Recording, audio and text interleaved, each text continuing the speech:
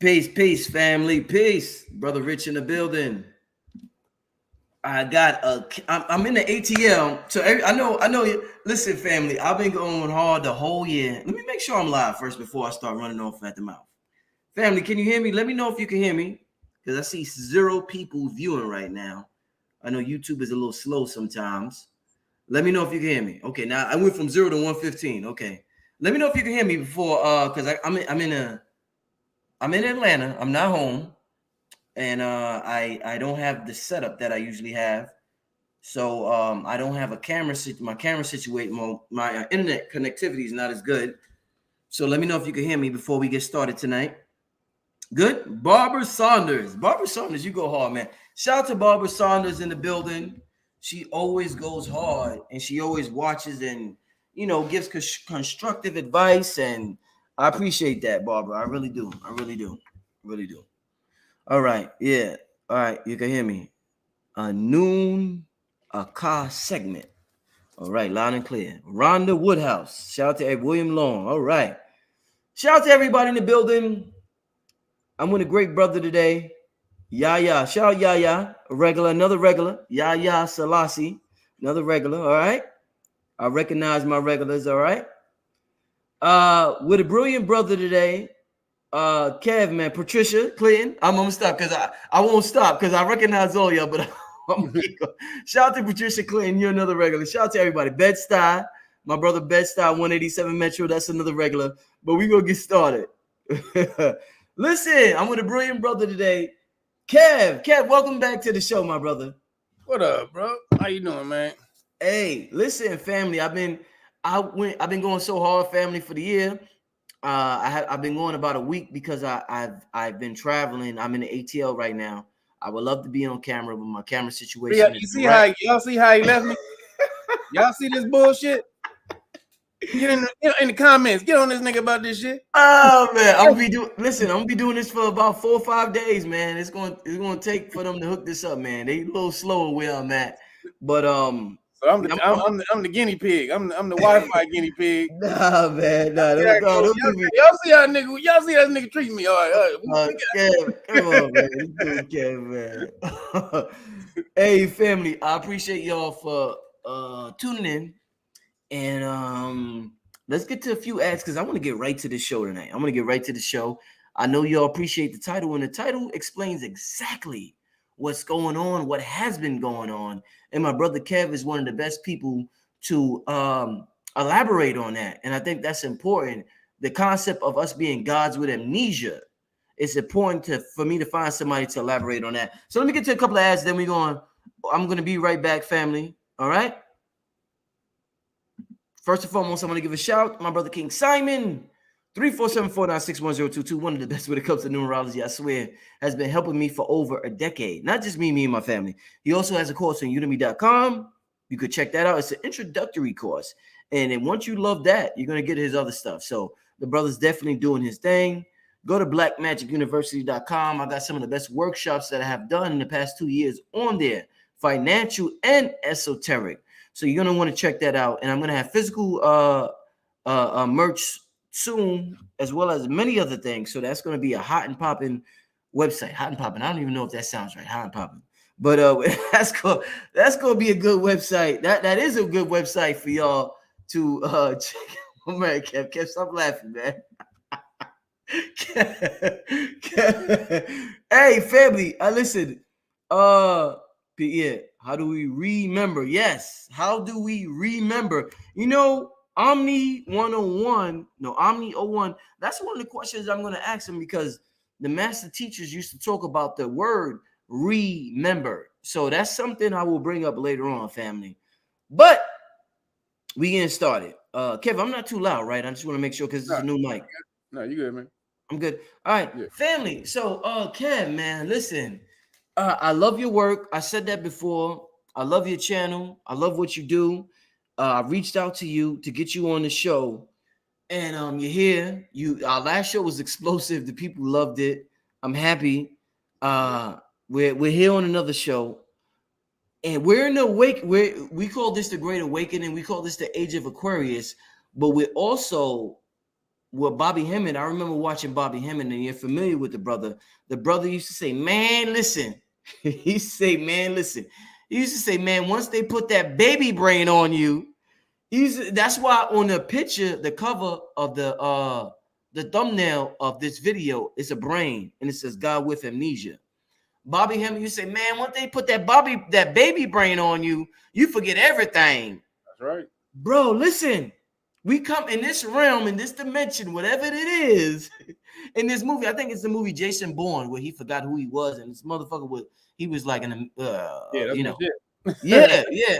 But Bobby Hemmond said, "Man, listen, Kev, man, since we in the Great Awakening, there's no better time to have this topic, have this subject, have this conversation. Kev, we the gods with amnesia. We forgot. So when a brother like you say we the gods, the people say, Kev, you are absolutely crazy. Absolutely crazy. It's blasphemy almost. It's blasphemy to even say that. So with that being said, Kev, to start out with, talk to me about why did this what why is this even necessary, my brother? Brother, if you almighty God, why would you even have to go through a process of amnesia? I think that's why people like you lying, Cav, or you lying, Rich. Because if you we call ourselves almighty, the 9% say we supreme mathematics, supreme this, supreme that. Why would we even have to go through this process, Kev, of forgetting who we are if we're the almighty supreme being, the cream, the crop of Mother Earth and of the universe and everything else, whatever they say, brother. And I don't mean to be disrespectful, but shout out to the most honorable Elijah Muhammad. But talk to me, Kev, please. What? How do we forget we were gods? Like, what were you? No, but why? Why is this even necessary, my brother? No, not how, but why is this even necessary? We're the supreme beings. Why is it? Why even put yourself through punishment? You ever seen an MF put themselves through punishment? You be like, you know what you say to the person who put themselves through punishment? You's a crazy, you know what? You's a crazy, you know what? Why go through that? So why would God go through that?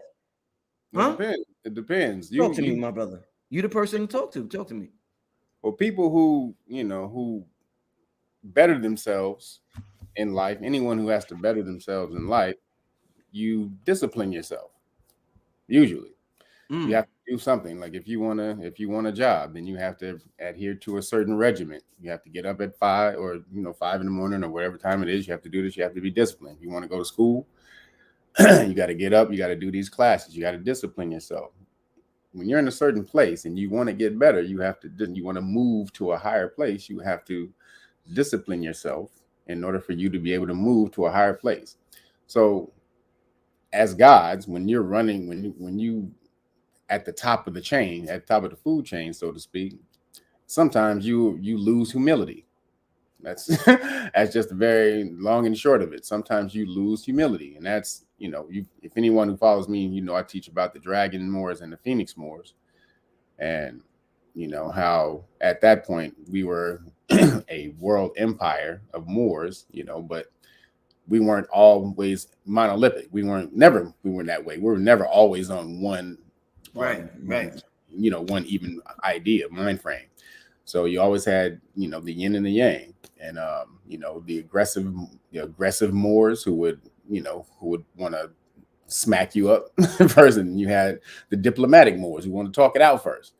And so, when you're at the top, sometimes the universe has to knock you down off of your pedestal in order for you to understand who you are and why you're a god, so that you don't stop acting stupid. And at some point in time, we got to a point where we were just mashing out with our science. We were just we were rolling all over the world. We was doing whatever. We was enslaving niggas. We was fucking bitches. We was we was doing every fucking thing that Kev, I don't want them to take the video down. Watch cursing. They took another. They took a video down last old one. I don't know why. It was from like 2020, and it's 2022. And they took it down. They said extreme profanity, some crazy stuff. And I'm like, that's from 2020. But anyway, go ahead, brother. YouTube is crazy. Yeah. All right, man. Hey, I'm a dragon boy. This is how I talk. Yeah, me too, brother. I talk like that too. That is how I come out. But yeah, so we were mashing out in the world. We were doing crazy shit. So, that karma comes back on you, just like just like Chris Rock's karma came back on him and during during the Oscars. I mean, whatever what you put out into the world will come back on you eventually. And so if you're, again, as a world empire, as Moors, when we're around here and we're we're mashing through nations and we're rolling up on people demanding tribute, and we're doing all this type of stuff, and we're forgetting the true harmony of nature, what the science is for, then the universe has to knock you down so that you'll understand how to climb, get back up to that place again. But you'll come back to that place with a new understanding of how and why you were there in the first place. Kev, but you know what, Kev? You said the universe has to knock you down. It almost seems like the universe, quote unquote, we call the universe dark matter consciousness. We have so many names for it, God, whatever. Right. It almost seems like the higher self, whatever. It almost seems like that aspect of ourselves wanted this to happen. So we're like, okay, we got cocky, we got arrogant. It almost seems like the universe wanted that to happen. So what I'm trying to figure out is why would that aspect, I know why the ego wants it to happen. The ego gets caught up in all types of bullish, but why does the higher self want that to happen continuously? Civilization rise, civilization fall, because it almost seems like we're actors and we're following the script, just like Hollywood, and as above, so below. And just like they got the Oscars, you mentioned the Oscars, and the Oscar looks like Ptah, just like Ptah. And it almost seems like if I'm a Virgo, I have to act a certain way. Whatever astrological sign you are, Kev, you have to act that way. We're following the script. Oh, you're a Virgo? Oh shit, you're gonna be extra analytical. And guess what, Kev? I just happen to be extra analytical. So so why does it seem like not the ego? Why does it seem like the higher self wants that to happen? Well, it's not that. The universe is constantly moving, ever flowing, constantly advancing. And so you're never in one place. You're never static. So look at the ancient Commetans. When you look at the statues, you always see that 1 foot moving forward. That's because you're in constant motion. You're never still. Yes, sir. So you're always building upon the temple. Like that's why everybody should get a series called Magical Egypt. It's about an eight disc series from this John Anthony West. Oh, okay. John Anthony West. He was this chematologist, and he lived there for like almost 40 years, and he studied. And this Caucasian dude, he unlocked the knowledge in those temples. I heard about. I've never seen that. I heard about it, Kev. Go ahead. Man. I'm telling you, if you go get it, it's 1 through 8. Now they're all dope, but make sure you get is that good? 4. Disc number 4 is called The Temple in Man. Holy shit! And then it's in the part of the video I have in the documentary I did, Face of the Dragon, which breaks down the Dragon Moors and the Phoenix Moors. So in that documentary, I think in part 2.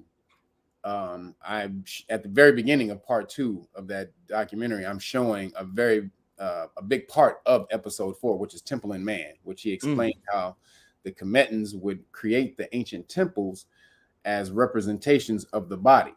And and they would also create it as the body is always building, or you're always building upon yourself. You could always build upon the temple. They would build, each pharaoh would come and they would build on the temple, but they would leave it in a certain way where the next pharaoh can come and build upon it without interfering with the last generation, with the last pharaoh. So you're constantly building upon yourself to make yourself better. And so, as above, so below. And so this is what we're constantly trying to do. You're never going to be in the place where you're supposed to be. You're constantly moving. So if we get to a place where we think that we're all powerful, there's nothing else for us to learn, we can roll around this earth doing what the fuck we want, and the universe is like, no, that's not how it works. And again, the pendulum, it swings back and forth. If you go ebb and flow, you go up and down. So you're never always going to be on top. You're never always going to be on the bottom. So when we reach the top, you get to a certain point, you're going to fall. But then when you fall, why did we fall? What is the reason we fall? We're supposed to learn the lessons of the reasons of why we fall so that we don't commit those same things again. And just because you are God, you're walking around with all this power doesn't mean you understand how to wield it properly. And so when you don't, the universe will smack you, which is usually your higher self or whatever the hell you want to call it. Kev, would you have, if with the knowledge you have, the information you have, and you're a very knowledgeable brother, would you have done what we have? Like, say, they gave the information. Like a lot of people say they gave the Europeans 30 degrees, the Freemason 33 degrees of knowledge. Would you have done that if you knew you was gonna fall? This is what I'm saying, Kev. Listen to what I'm saying, Kev. You know you're gonna fall. You believe in destiny. You know you're gonna fall. So you're gonna rise again, but this is a part of this matrix, this paradigm, or whatever. You understand the seasons, like it's fall, winter, spring, summer. There's a fall. There's a winter where everything dies. There's a spring where the plants grow back. You understand that process. Would you have done the same thing, Kat, personally, where you give the information to somebody because you're going to sleep, you're going to have amnesia, and you're hoping these individuals, because Bobby Hemmett said, and the reason why I asked that question, there's a reason.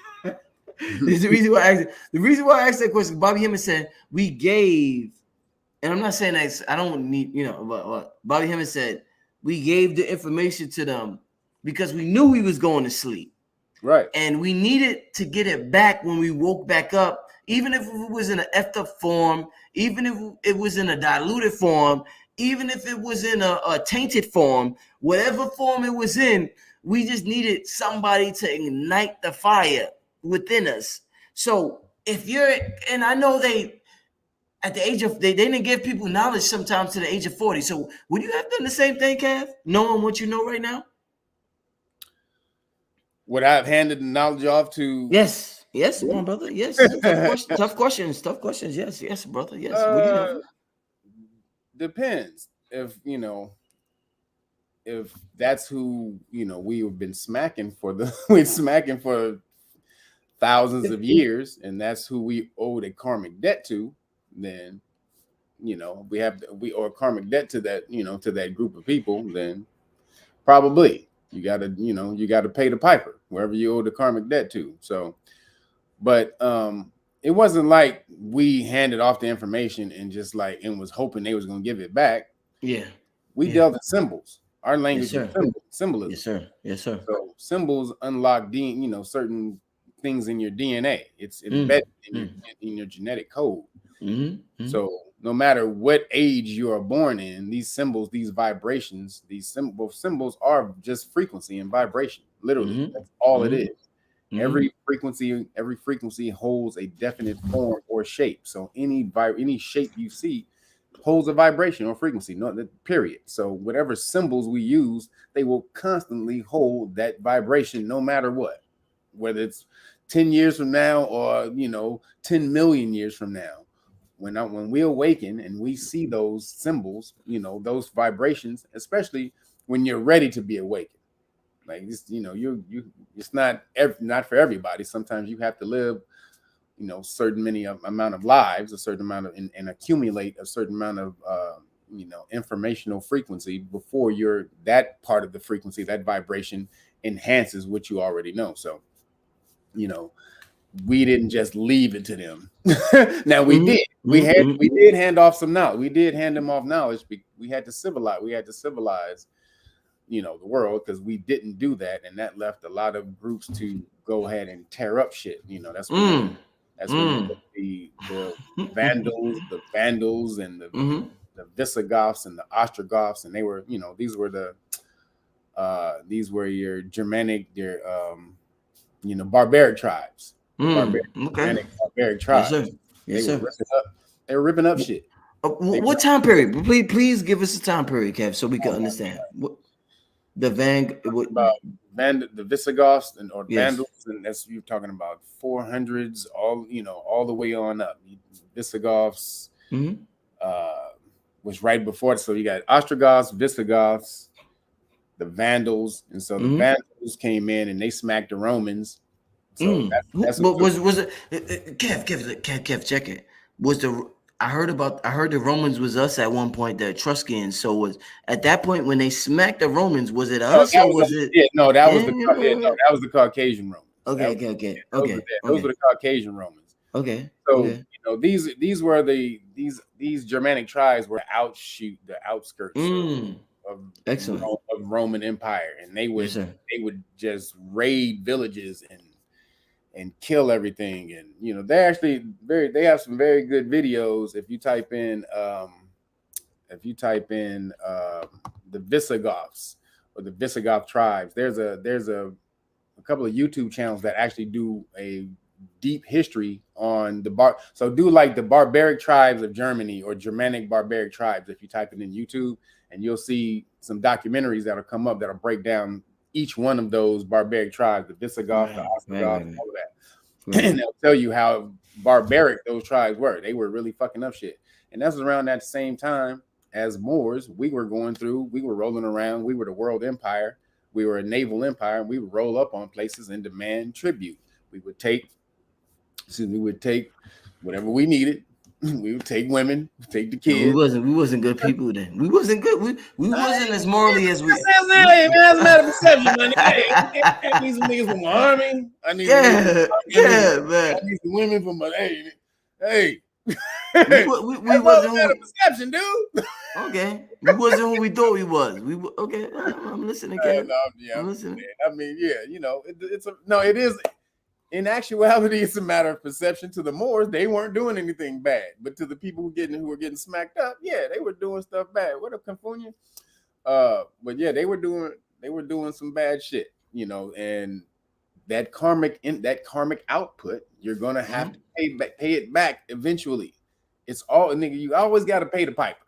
No matter what you do, no matter what, everything you do. That's why you're supposed to watch every step that you make, because every step you make creates a vibration out into the universe that's going to eventually come back on you. Come back to you. Yes. You just want to be haphazardly out here just fucking around and doing shit, not watching what you're doing, not keeping control or keeping track of the energy that you're bringing back into yourself.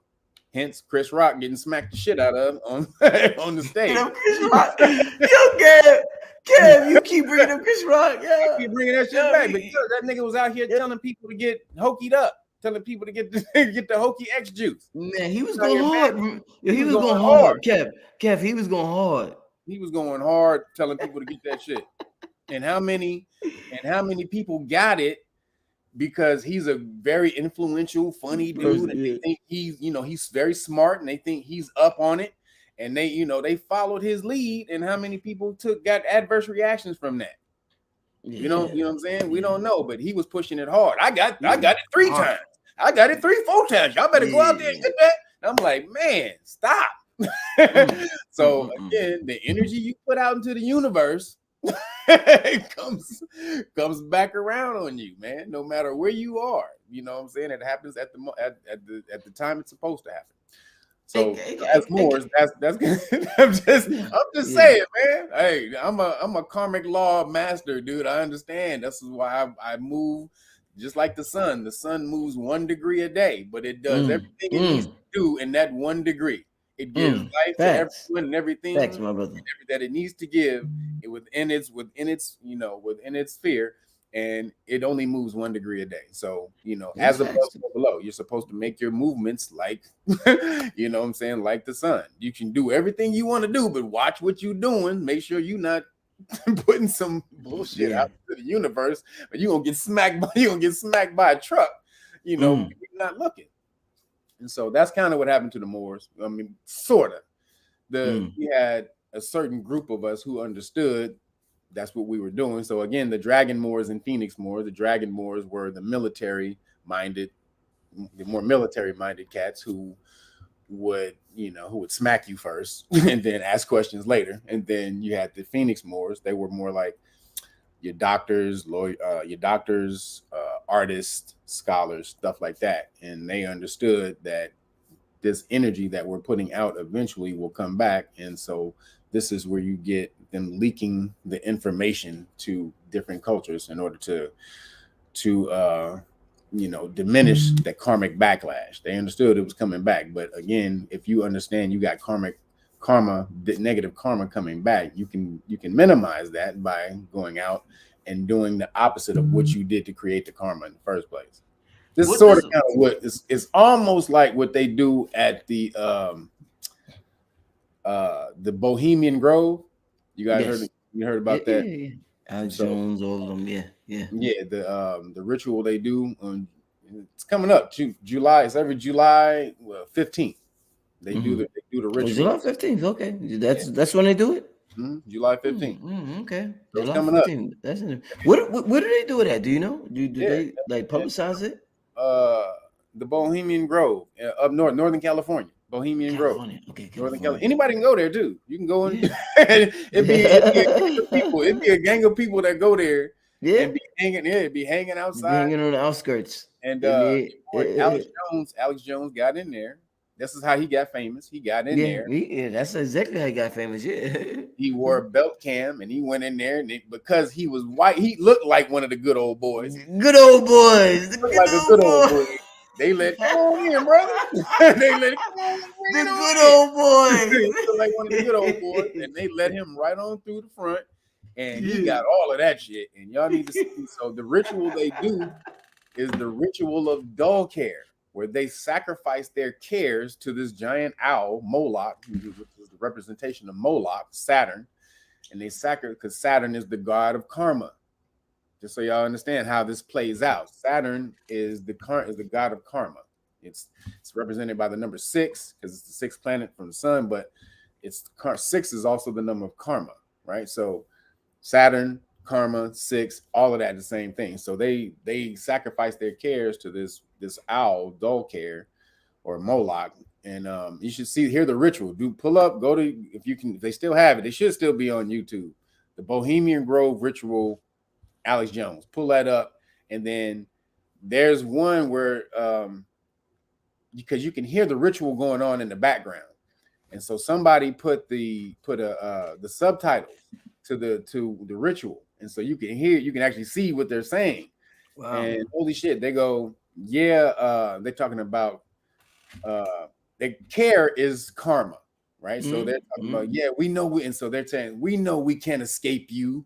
We can't escape you forever, but with the help of my brothers, I will escape you for yet another year. So they're combining their energy to be able to escape the karmic backlash that they put out into the world from the fuckery that they do. Excuse me. But from the bullcrap. They literally get together every single year to stave off their karma. So it's kind of on the same thing as what the Moors did, but not like that. We understood we were going to the truck was coming, and we were standing in the middle of the road, and we were like, "All right, y'all, we're gonna have some downtime." Hey, Kev, since morality is like a relative thing, like say what I consider good or bad, you may not consider good or bad. How does karma even work? Because karma, when people think of karma, they often think of good or bad. But my good or bad may not be your good or bad. Melanated person's good or bad may not be non-melanated person's good or bad. So how does karma, it gets confusing. There is no real good or bad. There's only So that's what I'm saying. So karma is not. So is karma even real? Karma doesn't mean good or bad. Karma means cause and effect. Talk to me about that, please. So that's important because we often confuse karma as good or bad, but it's not good or bad. It's causing. Most people confuse karma with bad. Most people, you're right. Karma with bad. You're right. You're right, my brother. The reason is because usually when people's karma come back on them for about 90% of the world, because you're out here doing bullshit and not watching your step, like we just talked about, you're creating crap that's coming back on you. Yes, sir. Bad, negative energy that's coming back on you. And it may be not negative, it's just some energy that you put out into the world that's coming back on you that you're going to perceive as negative, but may not have perceived as negative when you put it out there. You see what I'm saying? And so, now the perception that is when it's coming back on you that is negative. But when you were putting it out there, you may not have thought it as negative. So again, positive, negative is a matter of perception. It's just energy out. Excuse me, hold on, my battery's running out. Hold on. It's all good. It's all good. Take your time. Shout out to everybody in the building. Shout out to everybody in the building watching. All right. We got about 1,100 people. Shout out to all of y'all. So negative, but karma is just cause and effect. Whatever I put out into the universe will eventually come back on me. And so karma is also created by not only what you do, but what you don't do. Like if you see there's something that you should be doing that's going to, if you don't do it, it's going to cause you something, it's going to cause you some negative energy, and you don't do it, then the universe has warned you beforehand, you didn't do what you were supposed to do to get out of the way, then that's also karma. So, it's energy out, energy in, and whatever you put out into the universe, it will come back on you, no matter what form. And most times, it will come back on you, 3 to 10 fold, 3 to 10 times on what you put out there. So that's why it's very important to put good energy out there into the universe, because the universe gathers up all that energy, it sweeps it up into the bag, and then it dumps that shit all back in, dumps it all back out on you. But it does that for negative energy as well. It sweeps it all into a bag and it brings it back to you, and dumps it right on your head. So it's very important for you to understand, or for you to be aware of the steps that you take. Hey Kev, so we have a situation where in the so-called year 2022 right now, we have a device called the Oculus. We put this Oculus on our head, and we're able to experience a limited version of augmented reality. We were able to experience certain things. I remember Bobby said, "Listen, hey, like I said going back to the beginning of the show, Bobby said the brain makes us forget who we are and allows us to experience this reality. Is the brain the equivalent to the Oculus? What we call because that's the only example I could think of. So is the brain the equivalent to the Oculus, my brother? No. What is the brain? Talk to me. Nothing on your brain. Your brain, and we talked about this last time. Your brain is just a tuning fork. You had the mind and the brain. The mind is what controls all, but the brain is just a tuning fork for you to register the different frequencies that are out here in the world. The brain is your brain fibers, or your synapses, which you call. They're equivalent to fibers on a piano or on a guitar. And so when you strum the guitar, you strum you hit the piano string, you hear that it's very tense, it's very rigid. When you strike it, it registers that very specific frequency within that string. So every synapse that you have is it's tuned to a certain frequency or vibration, depending on the information that you've taken in over time, over your life. And so whenever you are studying a certain genre of information, you strengthen, you thicken that frequency or that synapse in order to slow down, because all the vibrations, that everything you want to know is, as far as frequency and information, is constantly moving around. It's everywhere. All the information in the world that's ever been and ever will be is out there in the universe. Excuse me. But what frequency is it on? And so are you of the same frequency that you can harmonize with it? So when you're trying to learn a certain frequency or a certain information, a certain subject, then whatever that information is, it's vibration, it's vibrating all the way out here. And most of the time, the vibration is tachyon energy. It's moving through us, passing back and forth through us without us knowing at all. That's how intricate or minute the vibrations are. But if you create something that's thick enough to slow down those vibrations, those frequencies, that information will register within the brain. Just like I've used this analogy before, just like the Flash, he can vibrate super fast, and move through walls. That's how information is moving through us every single day. It vibrates so fast, it's just constantly passing back and forth through everything. However, if you create a medium thick enough to slow down the vibration, then the vibration registers. Just like the Flash, when he moves through Urban X, what's up, brother? What's up, Black Dot Malcolm? Like that. Uh, so yeah, when you move through, when the Flash moves through something super thick, he gets sometimes when the medium is too thick, no matter how fast the Flash is vibrating, he gets stuck in the wall. Like these are things that's happened in the comic book or in the cartoons if you watched it. So that's information. Literally, that's information. If you create a synapse that's thick enough for that information, that whole field of information, you'll start to slow it down, and that will start to register within the brain. So that's truly what the brain is. It's just a tuning fork in order to be able to register the different frequencies that are moving throughout the universe. And if you create a synapse that's on the resonant vibrational frequency as that information, you'll tune it in. But the mind is completely different. The mind is the universe. That's the all. That's what we're all connected to. All is mind. And so that's the universal energy force that we all pull from, no matter what species, no matter what you're from. You're all connected to the universal mind. Kev, let's talk about a lot of us, the majority of us, a large majority of us, Kev, have childhood dreams that we don't have as adults. So we're talking about being gods with amnesia. And a lot of us have dreams. Like I had dreams of space wars. I had a lot of dreams of space wars going on in the galaxy or in the cosmos. And when I got older, I never had them. I never had them again, Kev. I had stupid ass dreams. When I got older, I had stupid ass dreams. You know what I'm saying? But a lot of us had certain dreams when we was young that we don't have as when we were older. So talk to me about as being gods with amnesia. Do the dreams only let me say this again, only come to us, Kev, when we're young, and because of so much programming, they stop coming to us when we're older? Is that how this realm works, Kev? Talk to me, my brother. No, I would say that would depend on who you are. We're all of us aren't of the same spiritual age. Yeah. Some of us are older, some of us are younger spirits. So depending on your journey, your spiritual journey throughout the many lives that you have lived, because you've lived more lives than this one, just so you know. Yes, sir. Yes, sir.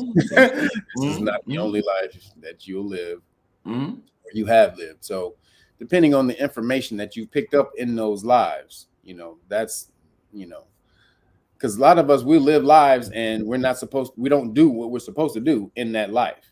And so basically that's a class. Your life, every time you manifest into this physical plane, it's a class.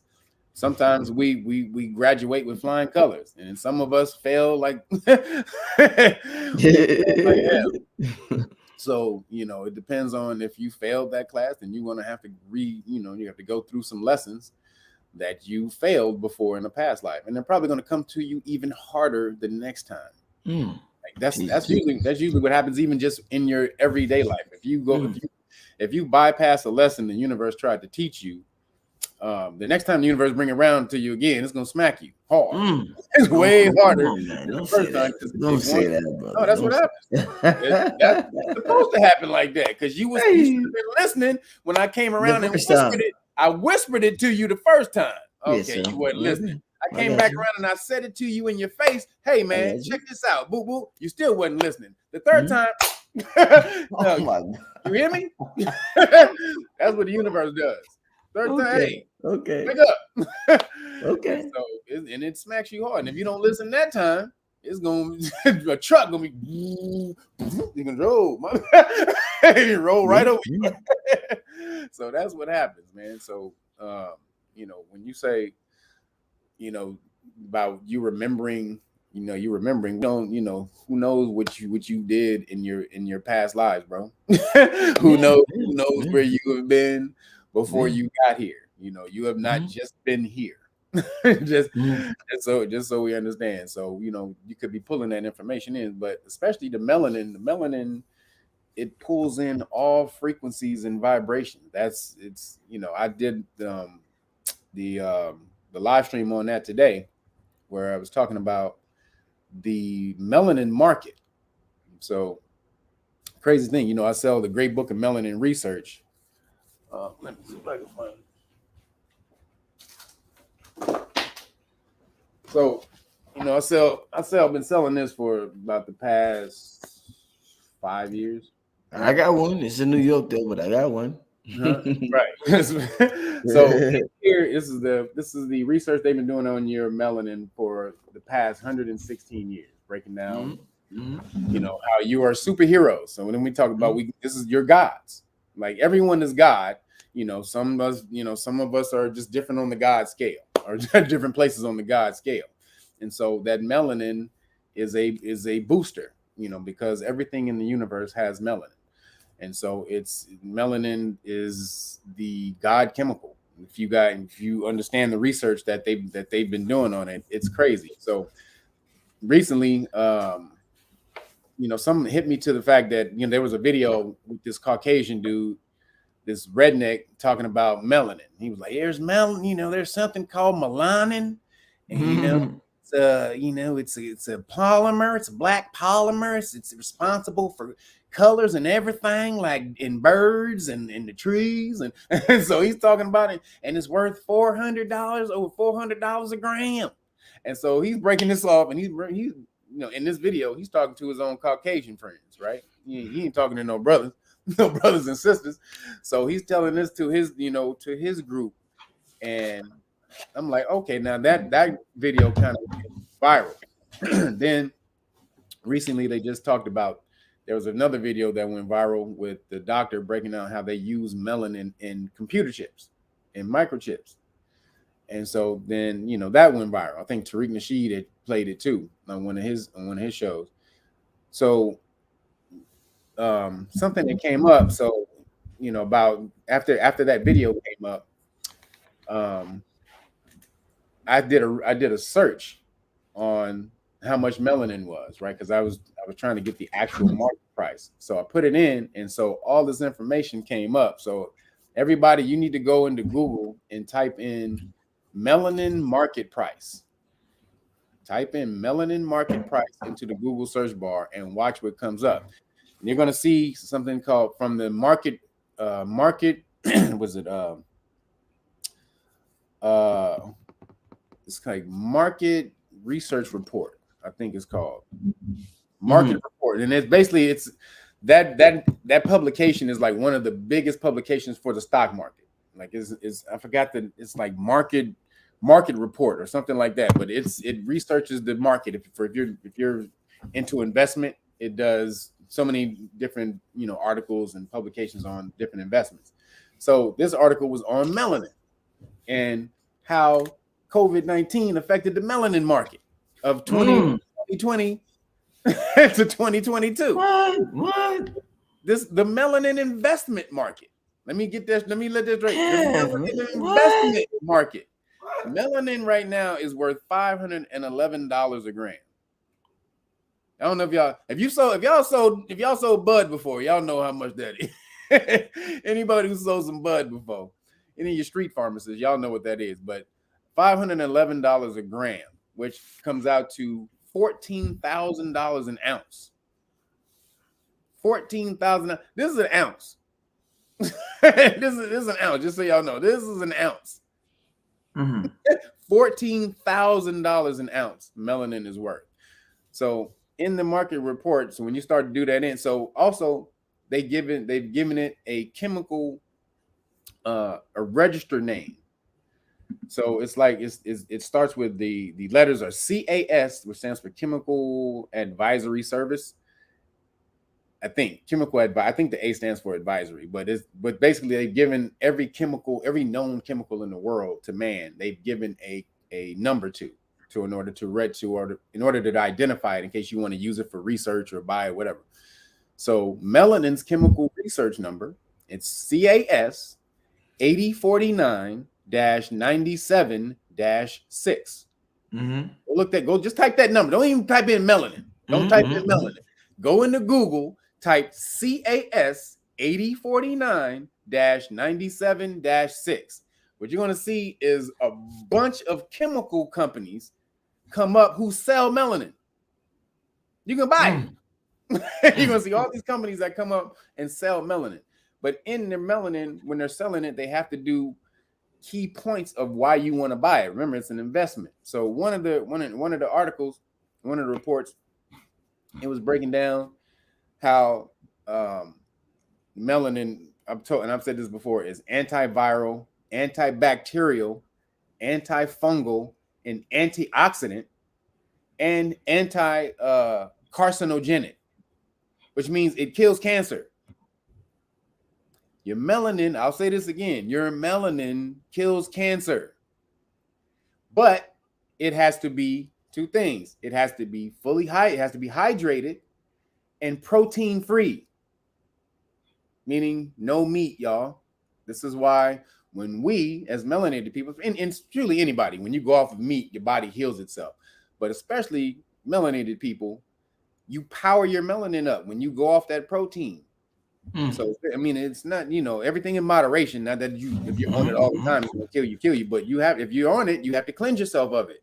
If you want to get your body back to an optimal level, you have to go off of it for a while. So it's breaking that down. Your body, your melanin is anti-carcinogenic, antibacterial, an antioxidant, which means, it kills free radicals. Free radicals is what destroys cells, right? It goes in and free radical, it destroys the cell. So, your melanin, it'll go in, it'll find free radicals in the body, and that's why people who have less melanin, that's why their skin starts to break down, because free radicals break down the skin cells and the melanin, or the skin cells. So, but in melanin, it doesn't do that. Your melanin will bind the free radical and then excrete it when you use the bathroom. So this is they're showing all of this, all of these things that melanin can do. Then it said that melanin, it turns on when you run 200 volts over melanin, it turns on. And when it turns on, it emits a burst of light called electroluminescence. You understand? Your body lights up when a certain amount of electricity flows through your melanin. It emits a burst of light, actual light, and they call it electroluminescence. This is some ill shit. Not to mention the fact that the main industries that want your melanin are the pharmaceutical industry, because melanin they took some synthetic melanin and gave it to some mice. And then they gave some mice some cancerous liquid, and the mice lived. They gave the mice some melanin to coat their body, to coat their organs first. And then they gave the mice some cancerous liquid, and 80% of the mice lived, who they gave the melanin to. So it cures you. Melanin is off the chain. So the pharmaceutical industry wants it. The cosmetic industry has been using it for over 30 years in your cosmetics. So ladies, if you don't know, your cosmetics has melanin in it, and has been for over 30 years. And then the battery industry, because melanin holds energy. It holds light, heat, sound, and converts it to energy. It is a battery. You are sitting literally with a battery all around your body, a superconductor. You're like, how the hell did we get this off of them niggas? They're literally walking around. You're super motherfuckers walking around and have no idea. But they got hundreds of billions of dollars industry. Dude, yo, that's crazy. Billions of dollar industry every fucking year where they're selling art, they selling this. Oh, man, they selling this, and you have no idea. But every single year you got melanated people come up missing, and we have no idea. Especially kids, melanated kids, they come up missing all the time.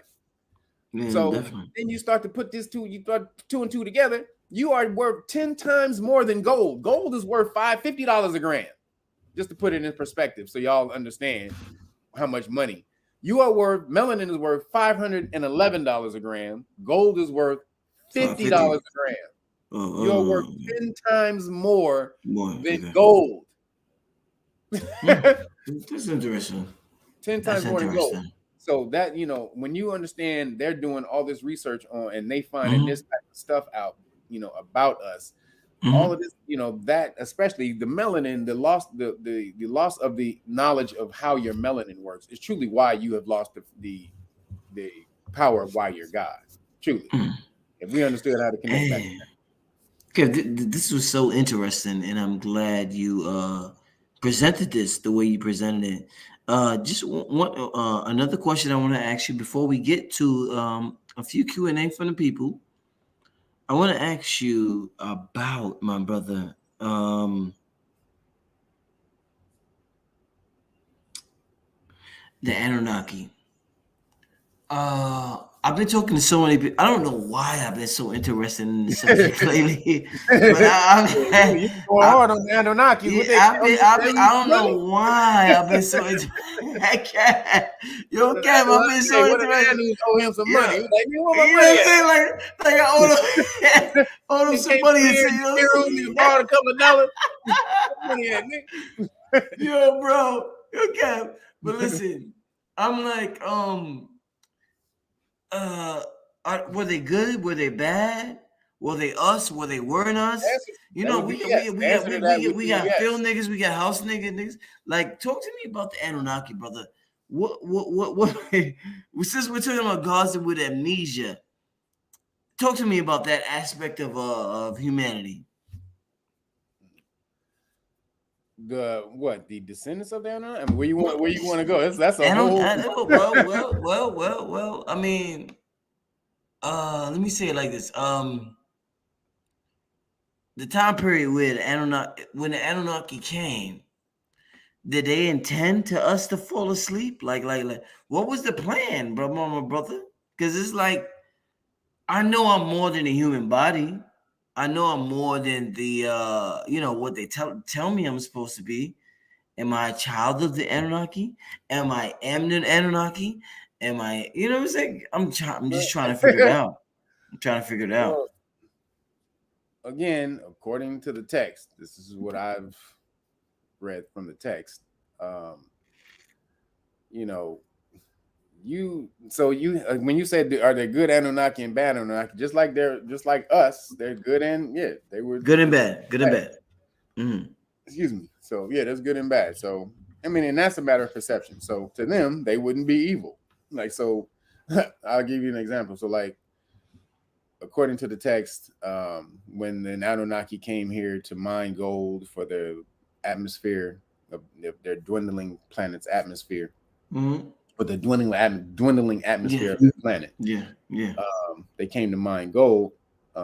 They came with the Ijiji. The Ijiji was a lower class. So you even had class. You had the class system within the Anunnaki. The Anunnaki were like the upper class cats, and then you had the Ijiji, which were they were like the workers. They were like the workers, and so they came here and they put the Ijiji. The Ijiji mined the gold first. Then the Ijiji rebelled, and they were like, "Nah, nigga, this is this ain't the business." And so the Anunnaki was like, "Well, we ain't about to do it. So get your get your ass back into that cave." So then that kind of led to some strife, and then the Anunnaki and the Gigi battled, and of course the Anunnaki, I mean the Gigi wasn't strong enough, so the Anunnaki smacked him up. But but the Gigi they didn't go back to work, so this led to the Anunnaki having to fashion a worker being, which was us. And so this you got Anu, Enlil, and Enki. These are the three top gods. So Enki was entrusted with creating a worker being, but he was supposed to um, make us to where we weren't able to procreate. So we were just supposed to work, not procreate, live a certain amount of time, and then die off. But Enki created us to live on, which he wasn't supposed to do. And then that kind of pissed off Enlil and Anu. And so Enki could be considered as a good Anunnaki if you want to you want to say good and bad. Enki was supposed to create us to die, and he created us to live. And so that's why, in the Bible where they say, if you know the knowledge of good, if you know the knowledge of the tree of life, you will know good from Yeah. evil and all the rest of that. So basically the tree of life was sex. If you have sex, then you'll you'll go on, you'll live forever. And so, Mm-hmm. that was Inky basically telling us, I made y'all to go on. Like, yo, Yeah. stick that inside that. He was like, stick this Yeah. inside that, and you Yeah. niggas will live forever. And so, that's Yeah. why. And then he pissed off Enlil and Anu, and then this is where you get. So the negative or the disagreeable part of it would be that they could be considered the disagreeable cats. Yes, sir. Yes, sir. Yeah. Yeah. Because Mm-hmm. they didn't want us to be created with perpetual life, and then Mm-hmm. Inky did. And so Mm-hmm. also in the text, they talk about how when we got wiped out, because they had to wipe out the experiment, there was a lot of Anunnaki who were against it. And it didn't matter because Anu and Enlil had the final say, and they were like, Yeah. "No matter what you niggas talking about, I'll smack you up." Now again, man, when you say the Anunnaki were good and evil, dude, Anunnaki were just like us. Mm. They joke, they talk shit. Same shit. Same. There's an excerpt in one of the tablets that said they called us almost like stupid monkeys, or like, but I forgot the name of it, but they were like the stupid something who eats plants with their mouths. Like, there's another way for us to eat plants, but we're supposed to get the energy from plants without eating it. But they basically called us stupid from eating. They were like, look at these stupid people chewing their food. Like, they don't even know how to really connect. So that's that in there. And then That's deep. That's deep. and then Wow. there's another tablet of one dude joking, basically bagging on another dude, talking about I tapped your mom. he basically told another dude, yeah, I tapped your mom. Wow. So what That's up? crazy. Yeah, they Yo. so he's like, yeah, I Yo. tapped your mom. So what up? So yeah, they were real cats, and this is in the tablets. If you go and do the deciphering on the tablets, but that just came out. That thing about the joke, the joke about I tapped your mom. They just discovered that like within the last few months. Man, I swear this is so interesting to me. Listening and hearing about stuff like this, man. Wow, this is great.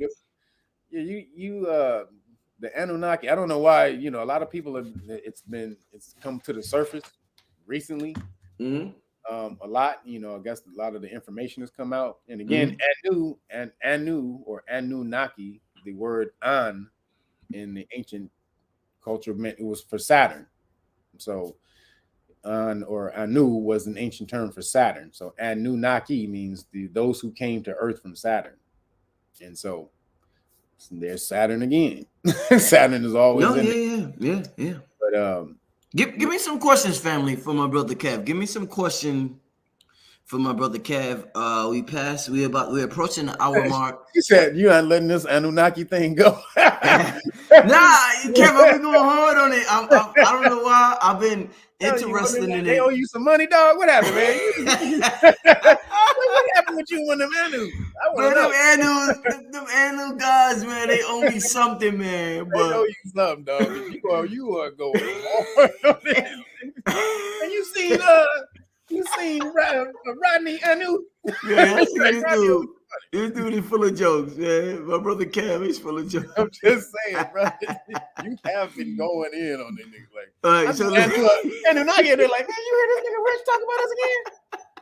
again. Man, we gotta go see this nigga Rich, man. We gotta go see him.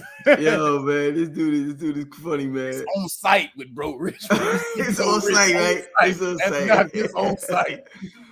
Oh man, it's crazy. Listen, all right. Somebody asked, "What about Dogon cosmology?" Talk to me about Dogon cosmology, my brother. Oh man, what about it? The series A and B, and C. The Dogon, same thing. They told the same stories of the reptilian beings coming from Sirius A, B, and C. Now the Dogons are ill, man, because the person who's their priest, they're like their high priest.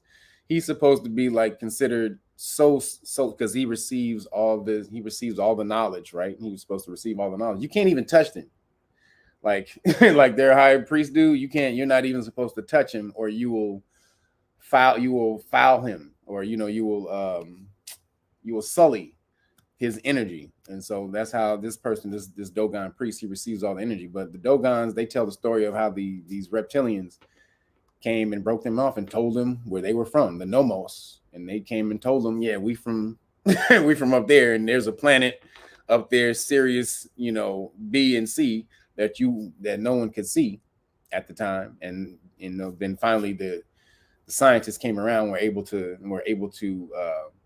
finally see it. When they finally came back around, Sirius C came around, and they said, oh shit, the Dogon was right. They were like, what?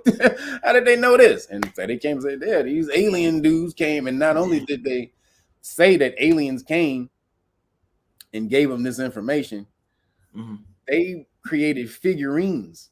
There's a documentary. Please find this documentary on YouTube where these Caucasian scientists, they went and chilled with the Dogon for about a year or so, and did the documentary, but also wrote a book about their cosmogony. Basically, it's their god pantheon. And when they went to the villages, they would bring out these ancient figurines, which is crazy, of reptilians, but walking reptilian, like humanoid reptilians, walking, interacting with the humans. One reptilian figure had something like books or scrolls that they were handing off to the Dogon. So this is where a lot of this knowledge, the Dogon, the information and the knowledge that we have, from the Dogon, directly from reptilian beings. And again, we can say yes or no, they were reptilians or not, but they have figurines of reptilian beings talking to them and giving them and interacting with them and all this and that type of stuff, which goes back to Credo Mutwa, the brother who just died in Africa. The ancestor. He's an ancestor, but he was the elder who just passed, and he had all the information. Who broke down of how these reptilian beings came down and interacted with Africans, who came down and interacted with these Africans and gave us all this knowledge and information. So though it links up, basically you can say whether they were smoking or they were they were imagining shit, or they were hallucinating, whatever the hell it was. But you have all these different cultures that say the same thing.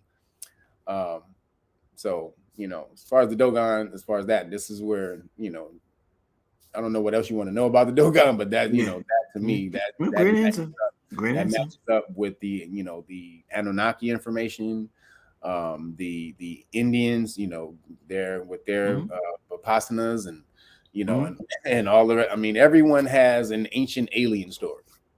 Every culture, we all have, and they all go back to some type of ancient alien. How we were created by some type of ancient. Did y'all see Moonraker?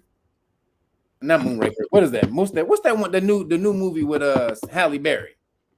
I haven't seen it. I don't watch movies much, so I haven't seen it. It was Moonstalker or Moon. Oh, come on, somebody in the chat. Somebody in the chat. Talk to me. I got some. My chat be on it. About the moon, about the crash. It was the new movie. It just came out like in the summer. And it was about the moon. About the Moonfall. Thank you. Hey, my chat. Yeah, Candace G. Shout out to Candace G. Yeah, good, brother. What was that about? So that's about the moon getting ready to fall into the earth. Moon fell out of its orbit and was getting ready to collide with the earth. But what took it out of its orbit was some type of alien technology that lived inside the moon.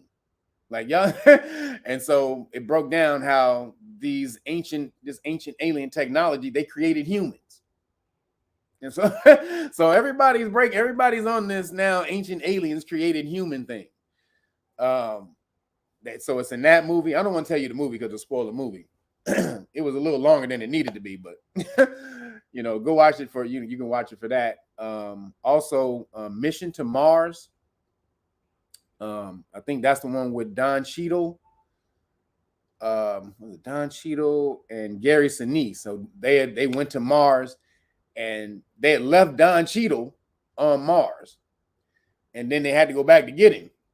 And when they went back to get him, this nigga was funny. He had half afro and shit. Like he was all weirded out. He had found out how to grow plants and stuff on Mars where it's not supposed to be water and shit. So again, showing how that's in our DNA. But if anybody knows, you've been studying Mars or the mystery of Mars, there's supposed to be a face on Mars that looks like the Sphinx and pyramids.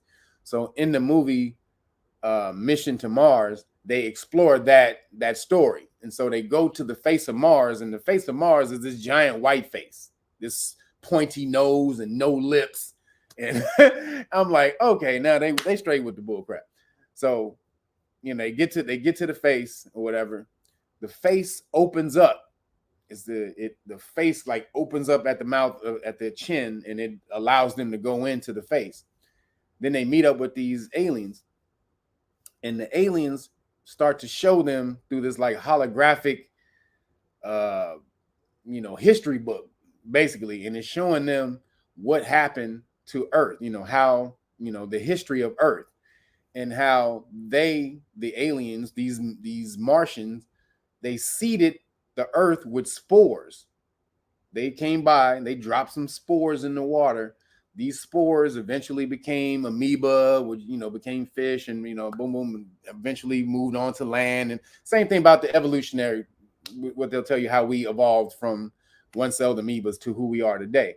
But they were saying that in the movie that was started by the Annunaki, or not the Annunaki, but those aliens on Mars. Now, if you go do the history in the Annunaki, same thing. The Annunaki say the same thing, that they seeded the Earth with spores that one day eventually became Neanderthal. Then they took the Neanderthal or ape man and then did experiments on the ape man, excuse me, combined their own DNA with that man, and then that's how you get us. And that's where you get that leap from Neanderthal to sentient man, where they say we don't know where the missing link is. But in that movie, they show you that whole shit. When they got it, they took that story directly from the Anunnaki story. And so they're showing you all of this throughout these movies, that our history, we were created by aliens. And that's what I call the soft release, because they're trying to tell you ultimately that aliens do exist, but they know they can't come out and bombard us with the fact that aliens exist. So they got to do it through movies and slight military news reports and all this and that bull crap. In case you were missing, they did tell you last year that aliens exist. They told you. Most people thought they were going to come on the news and be like, "Hey, y'all, aliens! We see this green nigga. This alien." No, they wasn't going to do that. They basically told you. It's the only blue block right here. But they did come out and they said through certain releases, when they said they were ordered to release what they had on extraterrestrials. And they came out in that little report, and they said there was nothing in the report. What was in the report was, yeah, we have UFOs or aerial unidentified or aerial something phenomenon, whatever. UAPs, unidentified aerial phenomenon. And so they were saying, but we don't know what it is. We know that it's not human, and no other governmental, human government technology has the capability of this. But we don't know what it is. That's them saying, if they say it's not human and we know that no other human government on the planet has this technology, that means it's alien. But again, that's a roundabout way of telling you that it's alien. Then a few months after that, they come on and they say, oh yeah, because they showed the video got out about the gold pyramid floating over the military warship, and all these ships coming and buzzing the warships. I mean, these UFOs buzzing the warships. So then the lady comes out one of the head, the secretaries, military secretary, she goes, "Yeah, we don't know what they are, and they could be extra." She damn near choked up when she said extraterrestrial. She was like extraterrestrial. She choked up. So when they had never said that before. They have never said the word extraterrestrial in connection with something that that came out with the military. When they said that, they're letting you know that there's aliens. There's aliens here. So you on the right track with the Anunnaki. What?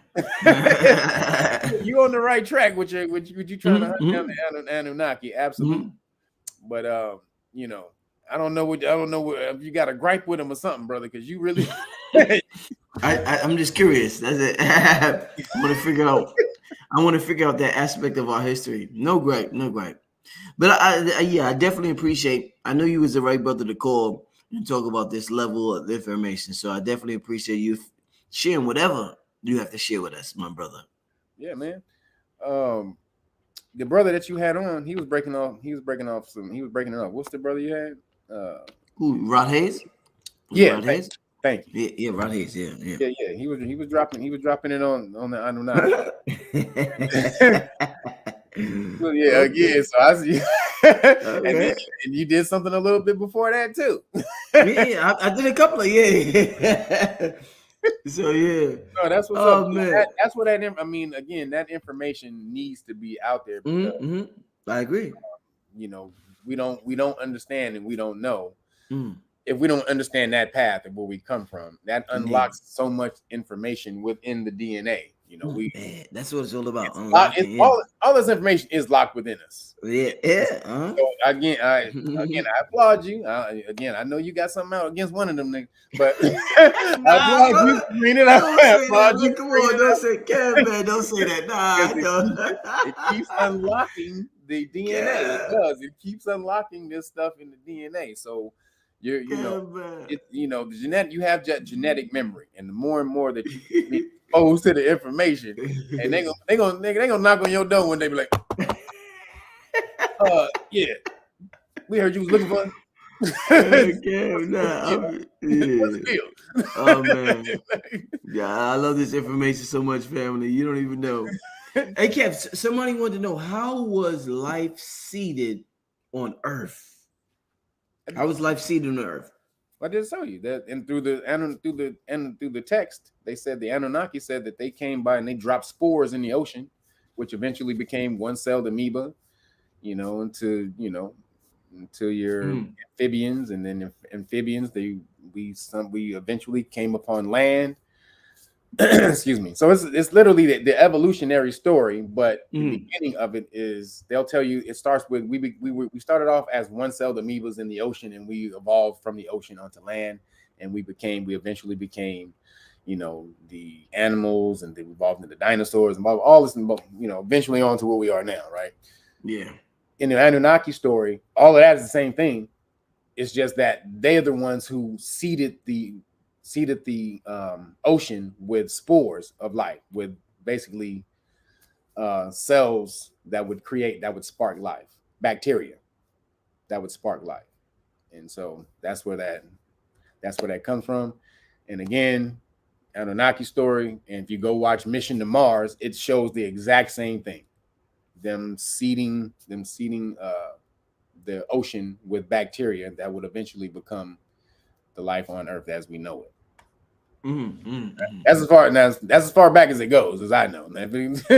Now, again, if any of this information real? Who knows? We weren't taken down. As far as the text say, that's what the information says. Somebody wants to know, can you give us a few books to tap into? A few good books to tap into. Oh man. On what? I got a library of stuff around here. I got 1,000 books. I can tell you, I don't. On what? Like what? Anunnaki? Is it? You want to know Anunnaki stuff? Let me see.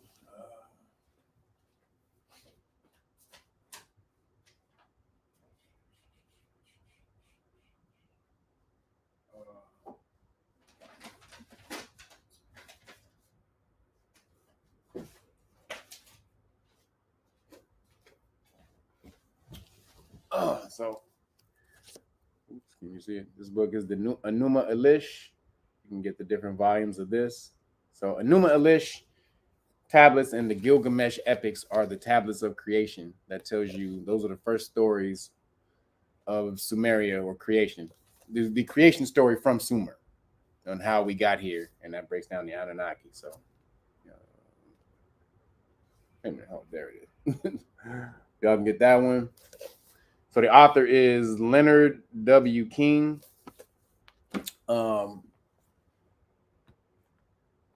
Then what I do is I go to a lot of the museums or the Sumerologists who are deciphering the information, because they put on the museums, they put out a lot of the deciphered text on the information. So you can take that and then you go cross-reference it with other information that you can find from the text, and that's where you can know what to find.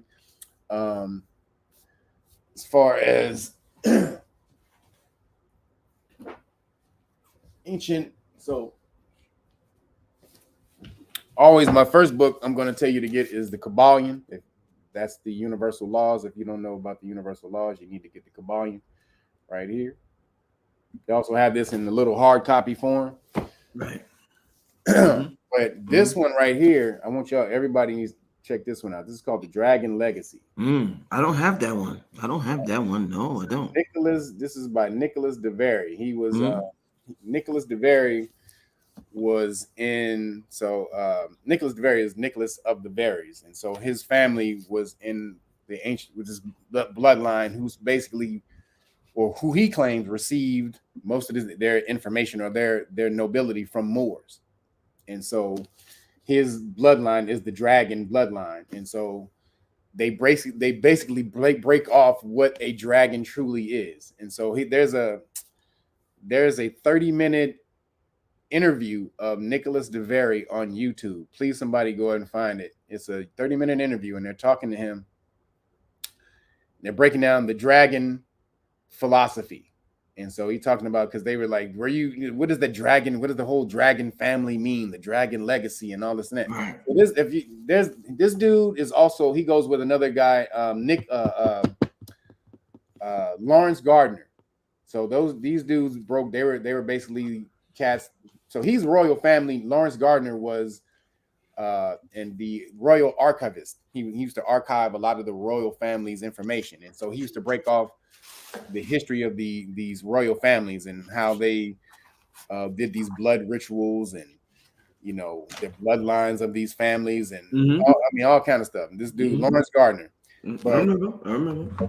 So this brother, he was in the families that Lawrence Gardner was talking about. So Lawrence Gardner, a lot of his books and a lot of these books that he wrote, Dan Brown got his information from and created. Was that what's that movie with Tom Hanks? The Da Vinci Code. Okay. So Da Vinci Code and all that stuff comes from a lot of the stuff that this guy put out. So in the interview, where this guy's interviewing him, and he was talking about, he asked him why was he putting out all this information, and he was talking about how the royal families run everything, and you guys think you have a say so and shit, but the royal families they literally run everything and this. And so he asked him where the dragon thing came from, and he broke down what a dragon was. And he said a dragon, someone who's a dragon is someone who is enlightened, whose third eye is open. He broke this shit up. This is a Caucasian dude breaking this down. Yeah. And he said, a dragon is someone whose third eye is open. Because if you guys don't know, the word dragon comes from the word dirk. It means eye or clear sight. So in this, he's breaking it down. He says, so a dragon was someone who had their third eye open. So the dragon family, we were the people who were enlightened over everyone else. He's breaking this, man, he's killing it.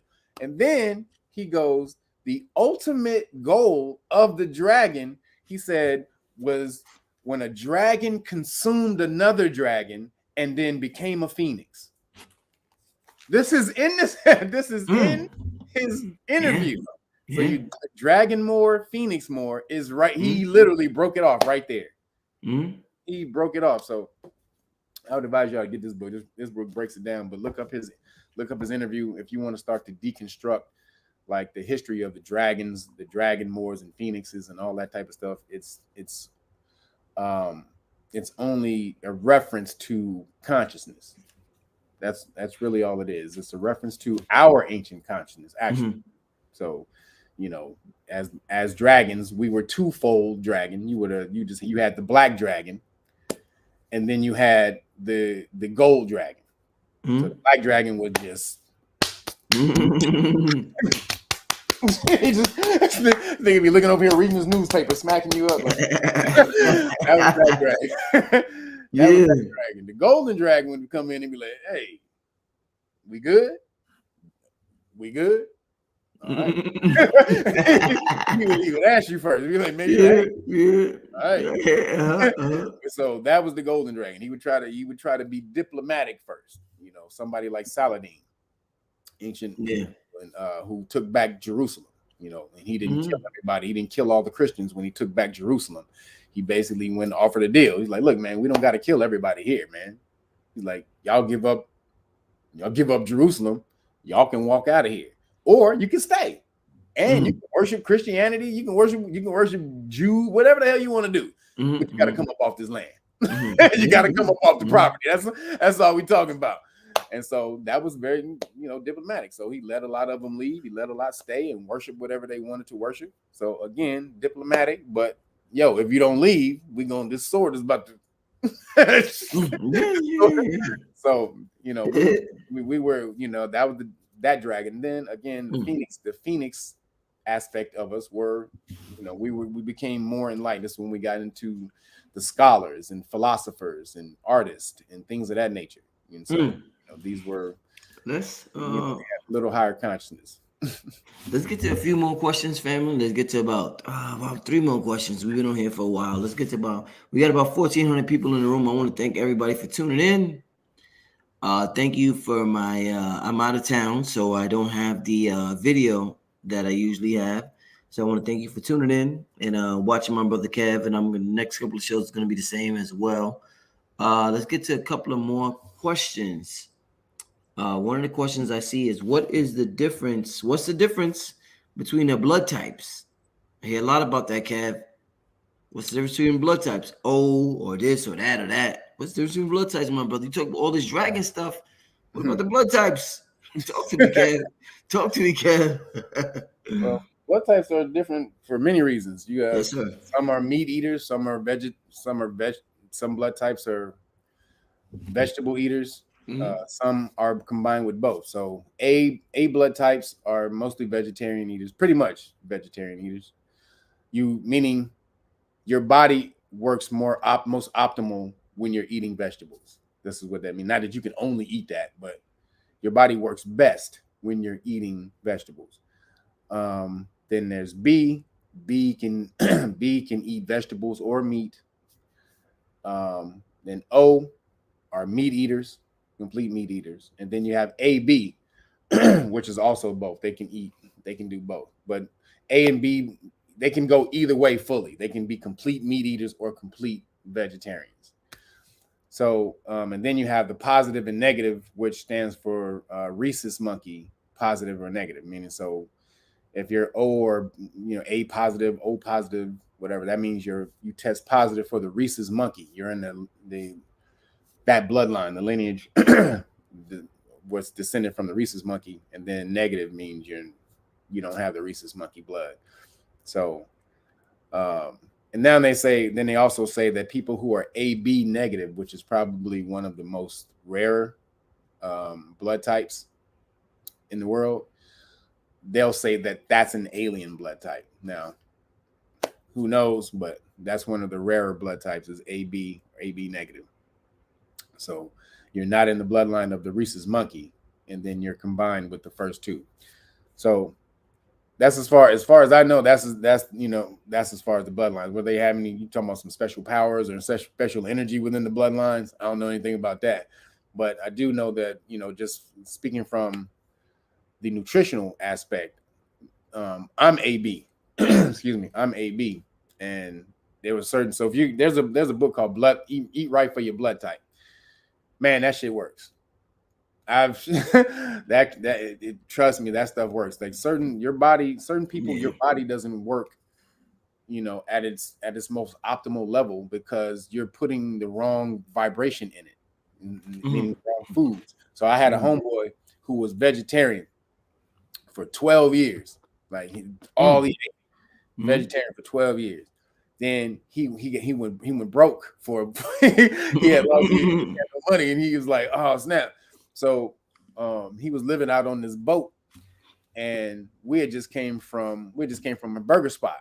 Mm-hmm. And so one of the homies I was with had a couple burgers, and so we came out there, and he was like, man, I'm starving. He was like, man, all we got, sorry, bro, all we got is burgers. We thought, you vegetarian. We didn't think to pick you up nothing. So he was like, man, forget it. He ate one of the burgers.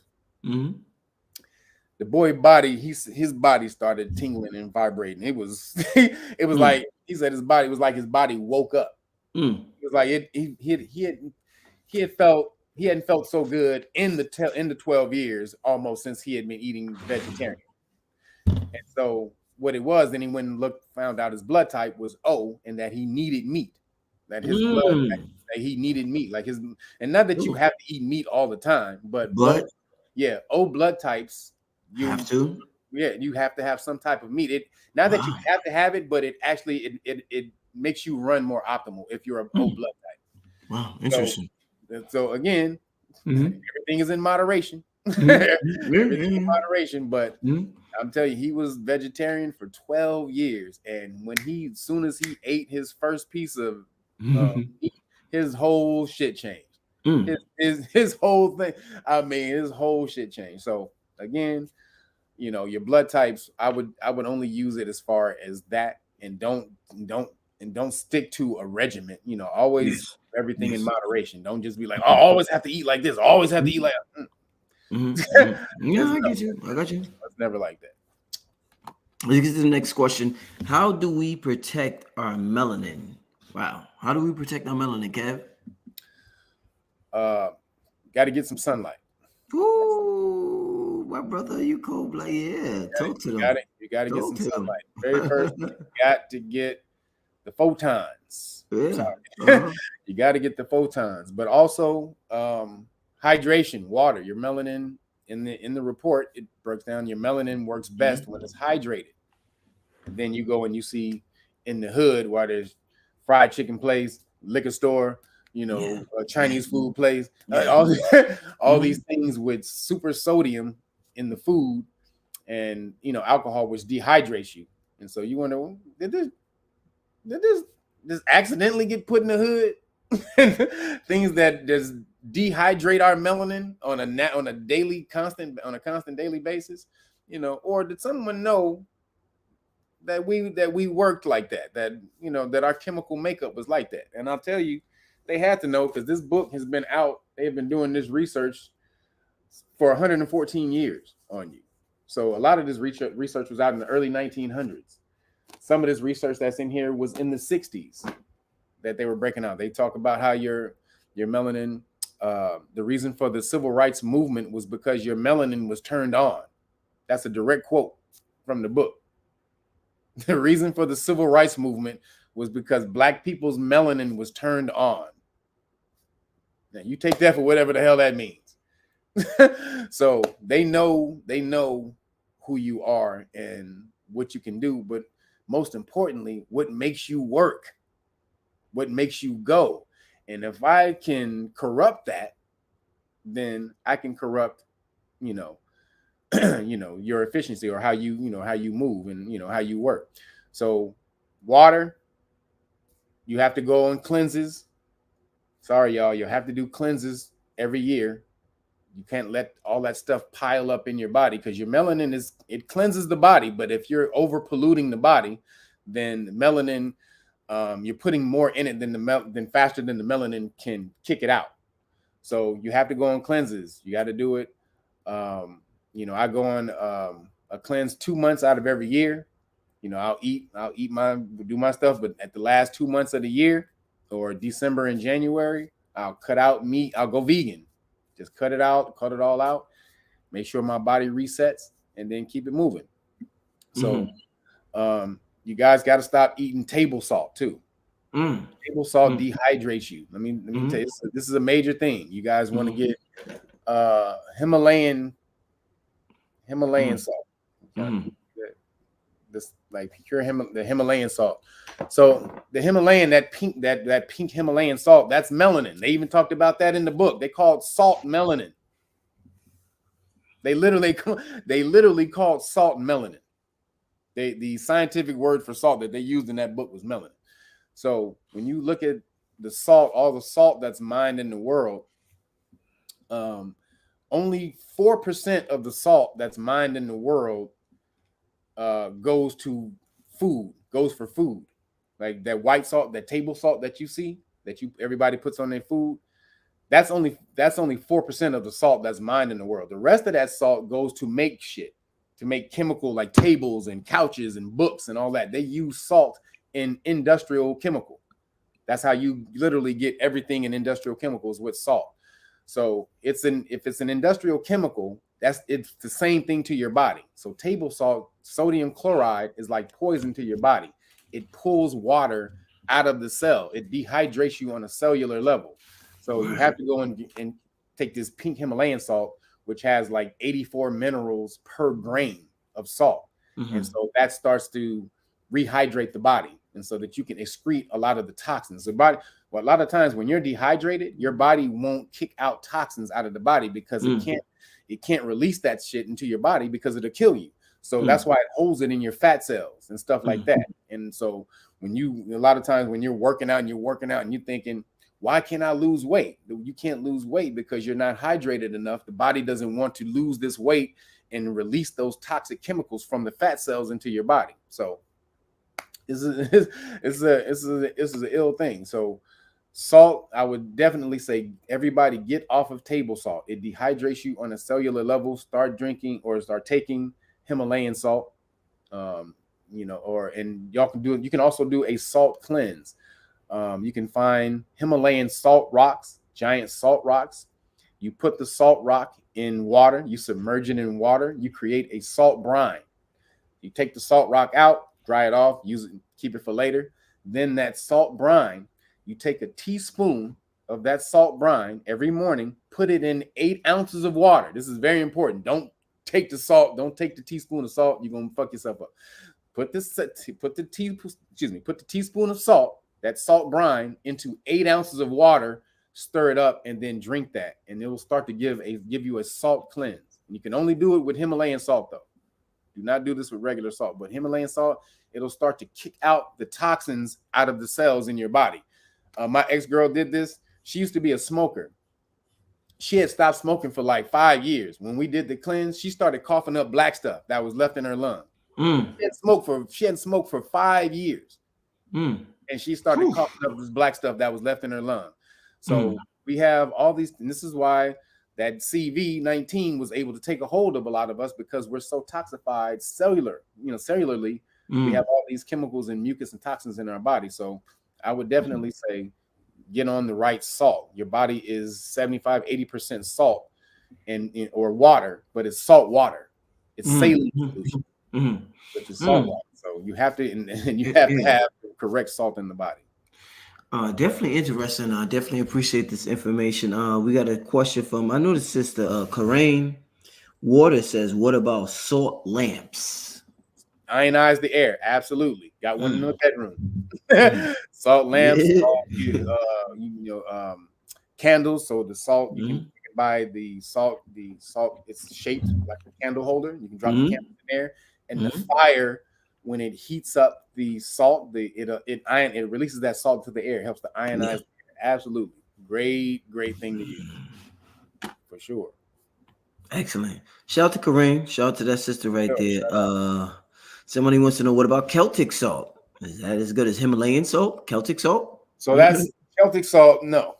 Okay, no. So you got mineral salt, Celtic salt, all this. So Himalayan salt, the reason it's so ill is because it's untouched, right? It's when they mine the Himalayan salt, they mine it from the Himalayas. It's been untouched. It's inside the mountain, has been untouched for like millions of years. It's unpolluted.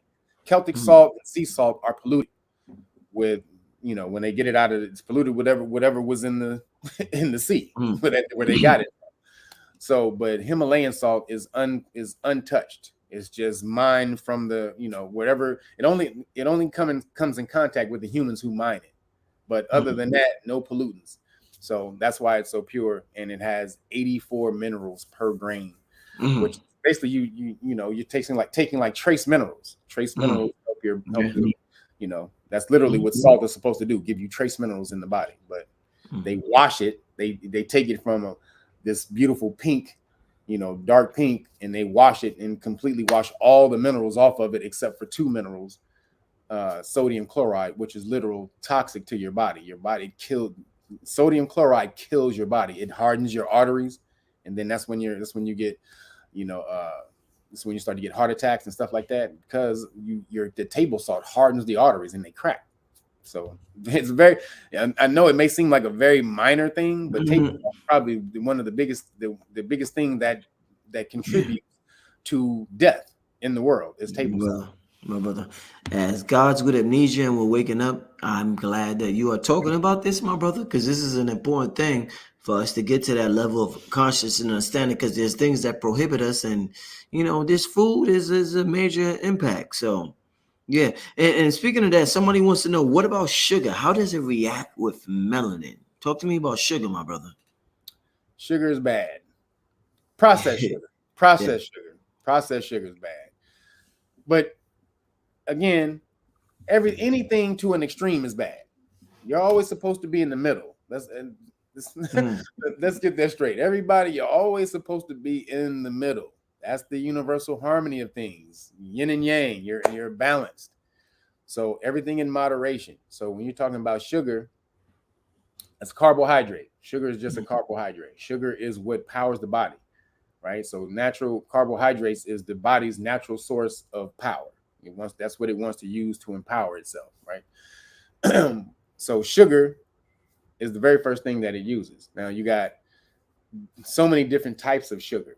Sucralose, dextrose, maltose, and all these are sugars, like lactose. All these are sugars. Fructose, anything that ends with an ose. Anything that ends with ose is sugar.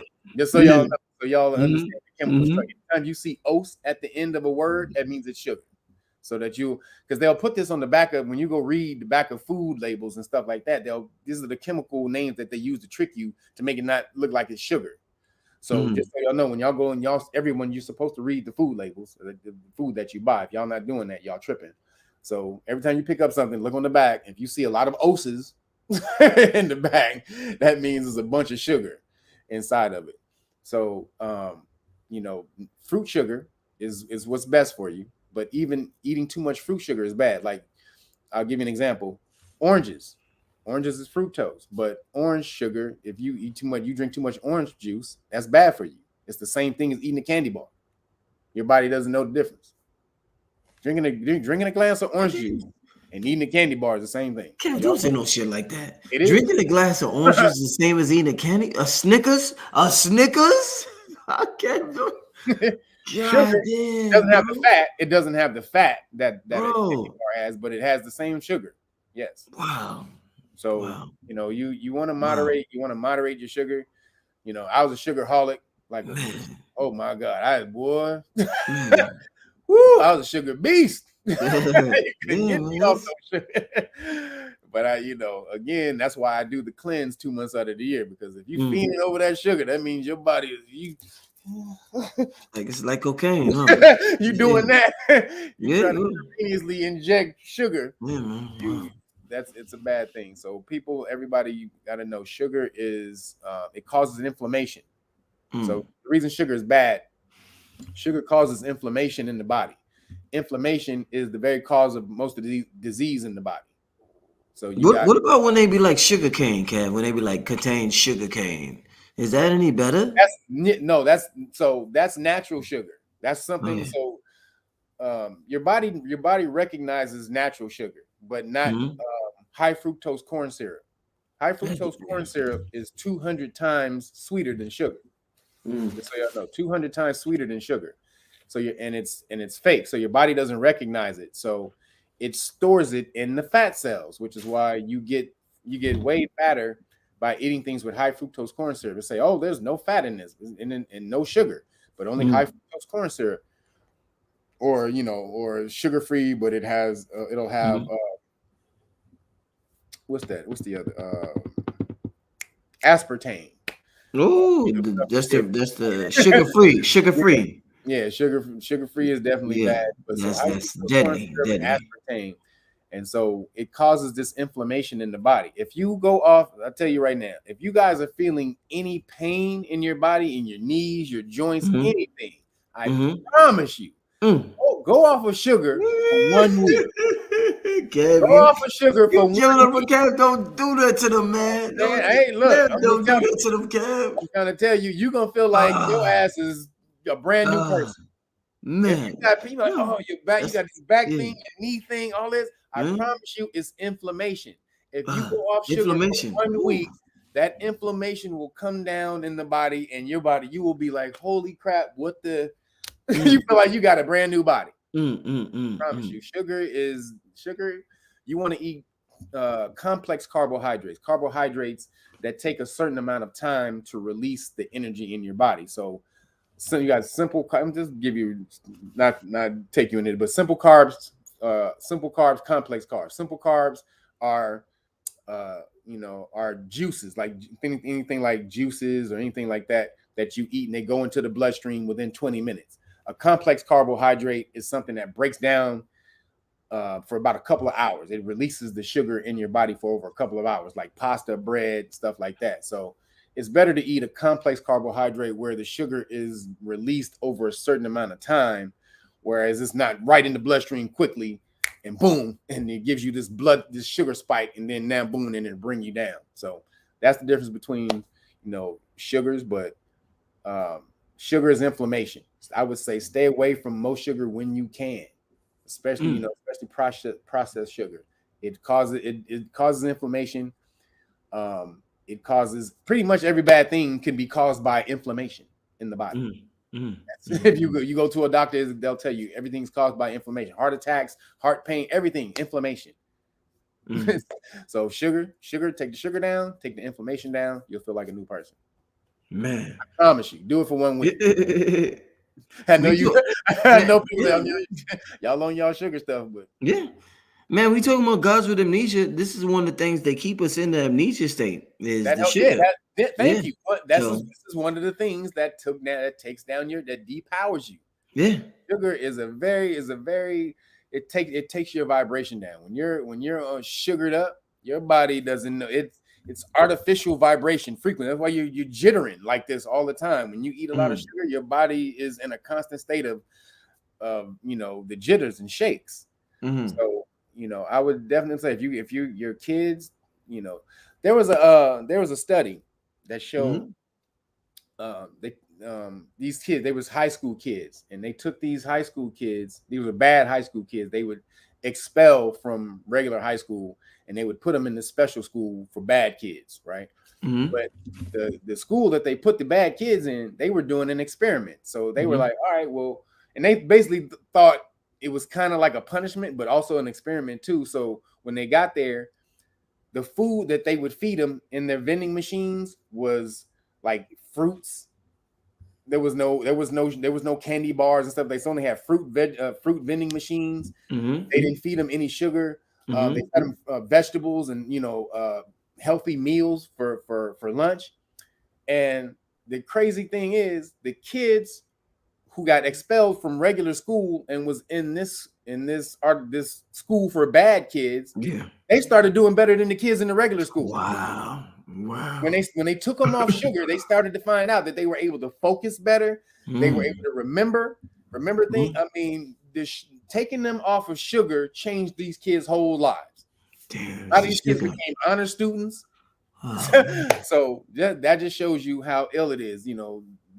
Sugar is a way to keep your kids distracted. You want to distract your kids, give them a piece of candy or something like that, but you don't know the long-term damage that you're doing when you do that, because you don't just want to take a moment of time to deal with the kid at that whatever whatever, you know, issue it is.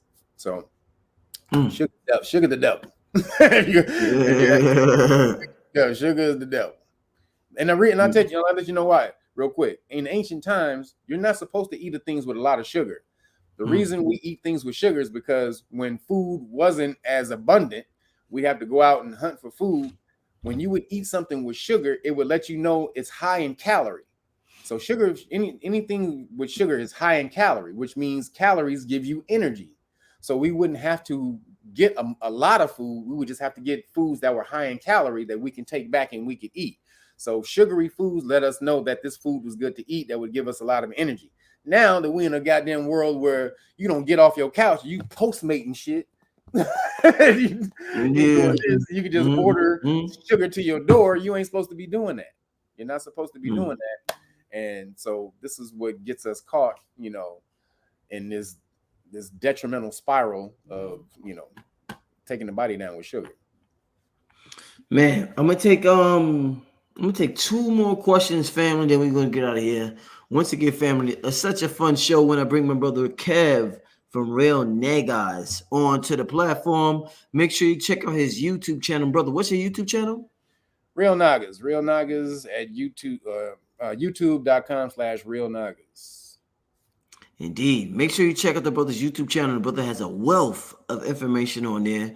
So make sure you check that. Yeah, and also please visit the Know Your Rights Foundation. Yes. We got, you know, we created the Know Your Rights Foundation because, you know, we're out here teaching melanated people, everybody really, but you know, we know the melanated people need it the most. We're teaching you how to deal with these popo on the street. You know, there's basic laws that if you understand how to deal with the police officers, you would never have any interaction with the police. But because you don't know how to deal with police officers when they walk up to you, you don't know that they don't have the right just to say anything to you if you haven't committed a crime, or if they don't suspect you of committing a crime, and they need to be able to articulate or speak and say what crime they suspect you of committing. If they can't do that, you don't have any obligation to talk to the police officer. The law says you can ignore them. It says you have an obligation to ignore a police officer that has no reason to talk to you. So, but because you don't know that, these police officers be coming up on you, feeling on your private parts and going all up in your crack and all this and that, and violating you. And a lot of times in front of the public, they do this. But because we have such a fear of the popo that they've beaten into us, we don't know that, you know, they don't have any right to do that. And you absolutely can fight back. So that's why we created Know Your Rights Foundation. And this is to teach everybody, you know, where our foundation, the foundation of our foundation is education. And so we're teaching everybody how to deal with the popo when you go out there. And so we got, where's my book? So we got the Know Your Rights Manual. This teaches you basic stuff. This teaches you everything you need to know about traffic stops and pedestrian stops, which are police stops on foot. So there's everything you need to know in here. Then, hold on, let me get one.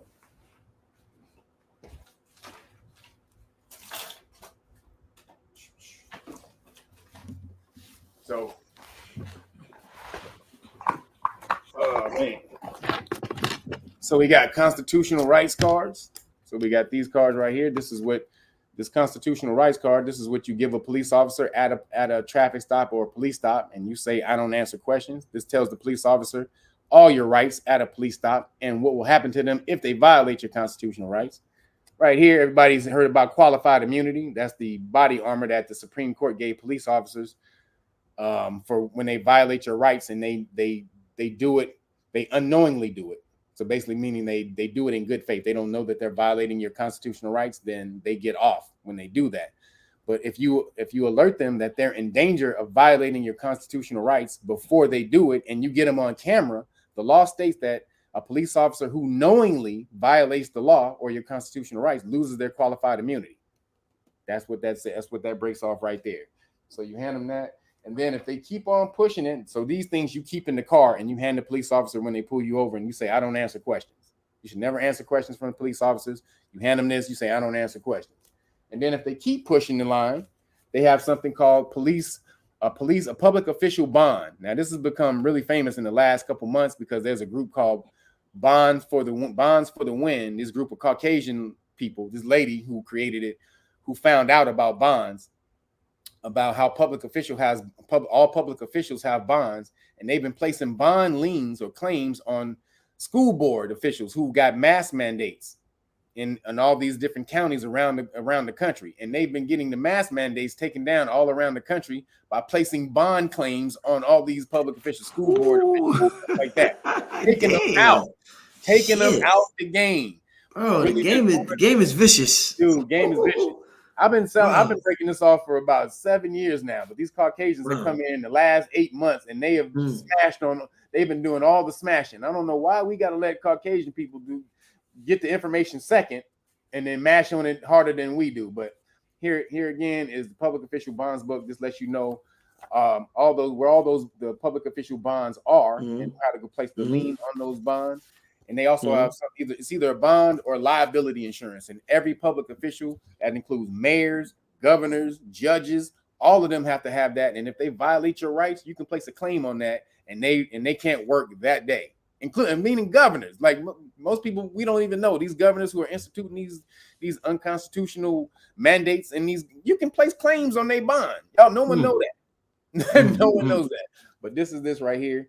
And then we also have flashcards for the people. Volume 1 and volume 2, in case you don't want to, the book is a little bit too long. So you can sit down with kids at about 30 minutes a day, every other day, because our children are the most preyed upon by the popo because they look young. I mean, they look old when they're young, and and they don't, and police know that, and they'll roll up on them, and knowing that they don't know anything, they don't know how to speak to the police, they don't know any rights, and they'll just jack them up and embarrass our kids in front of, right in front of the public. So get your kids these cards, have them sit down every other day. And this right here, it has everything that's in the police, all the pertinent information from the Know Your Rights manual right here. And so if you want to order the Great Book of Melanin Research from realnagas.com, I'll give you the whole package, this police stop law package, for free. Oh, also it comes with the alkaline cookbook. So everybody's talking about getting healthy, start eating alkaline. This is the cookbook right here. It has like 40 recipes in here, alkaline recipes, so that you can start getting on your health game. Kevin, man, you ain't send me that one, man. I when I ordered the book, you ain't send me that one, man. Oh, it's digital. I'll send it to you tonight. It's a digital. I'll send it digital. Bro, man, come on, man. Send me that one. Don't do me like that, brother. I'll send it to you tonight, though. Thank you. We also got it in Spanish too, just so y'all know. We got the whole package in Spanish. This is the bond book in Spanish for all the Hispanic people who want to go out there and y'all want to flex on these police officers, all the popos who are violating your constitutional rights. It's time to do it. Just so y'all know, they don't have the leeway to do anything they want to you. And until you start fighting back, and that, they're constantly just gonna keep smacking you. So again, let's get out there. And if you want to volunteer, like I said, this education. We're teaching people the law so that you can go out into your community and spread this, to the people in your community. So the goal is to build up 1 million Johnny Cochrans. If y'all don't know, Johnny Cochran was the smartest lawyer in American history. Absolutely. Even this is and Caucasians will tell you this. Who they consider the smartest Caucasian lawyers today will tell you Johnny Cochran was way smarter than them.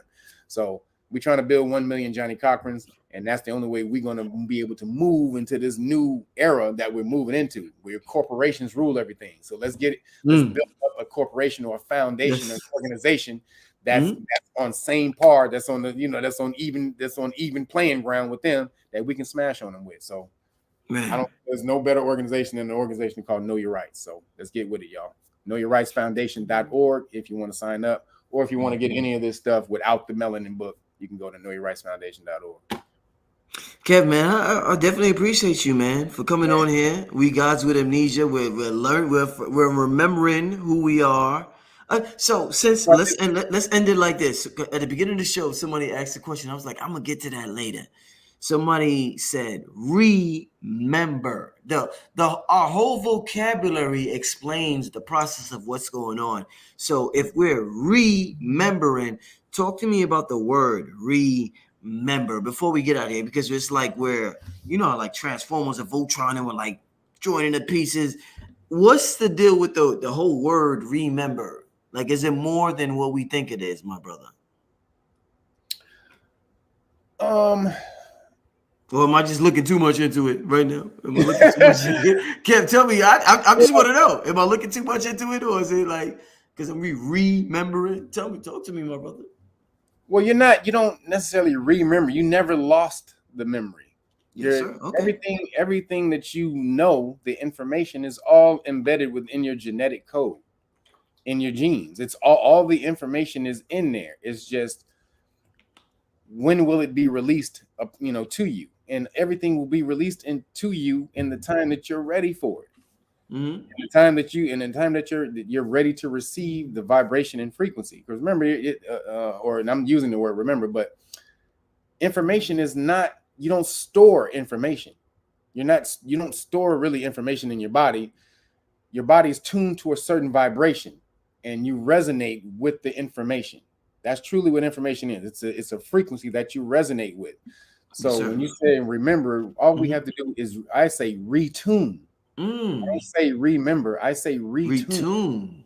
Retune. Retune. You're out Mm. of tune right now. Excellent. Just like a guitar who you pick up that ain't been played in about 8,000 years. You pick that Yeah. thing, you gonna go bling, Yeah. blah, blah, blah, blah. Like, Yeah.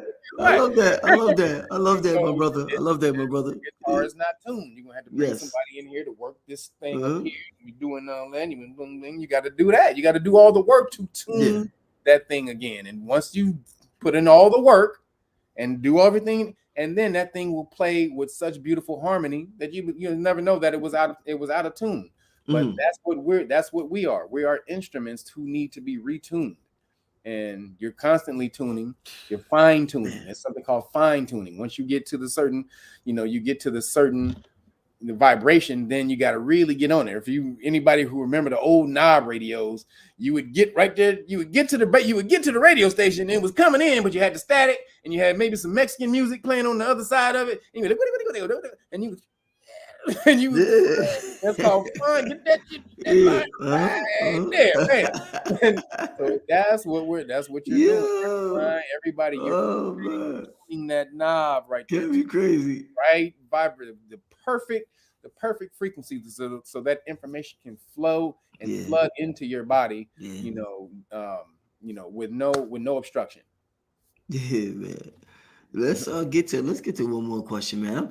I'm having a good time tonight, family. I hope y'all having a good time. We are dealing with being gods with amnesia. The brother has given us things to stay away from, things to intake within our bodies. We are a history lesson. We've gotten all tonight. We've gotten it pretty much all tonight, I and do the it's God. I have the a God series class. called the God class, Yeah, yeah. or the God class. So you guys, I put a few of them. I said I have over 40 of them, so I don't put them Wow. all on the YouTube channel. So if you want to purchase them, they're on the realnagas.com. Mm-hmm. You get, I think it's 2 for 25. But so each one of the classes are like 3.5, 4 hours long. So Mm-hmm. anything that you see on YouTube, we chopped it up a little bit. Sometimes I'll put the whole thing out. So I have a few of the classes on the YouTube channel that are like 4 hours. You'll see 4 hours and 40 minutes or something like that. But we're in there breaking off everything from ancient science to melanin to the Kemetan to pyramid science and everything that you can imagine, Anunnakis, all of that stuff.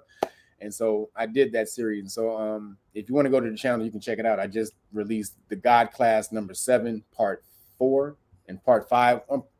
No, part 5. I just did part 5. So part 5 just came out, and I'll be releasing the last part of that very soon. If that part 5 is not out, I'll be putting part 5 out today or tomorrow. So, but Indeed. if y'all want to really get into this information, you can get the God classes off the realnagas.com, or just go to the YouTube channel and check it out. Sorry, bro. Go ahead, man. Indeed. No. Excellent. I want everybody to get in touch with you. Before we get out of here, any of the contact information you want to give the people before we get out of here, my brother? No, brother, just realnagas.com. If you want to get any of the information, the law information, the Great Book of Melanin Research. If you want the law package with the Great Book of Melanin Research, you got to get it from realnagas.com. I also have a religious exemption card that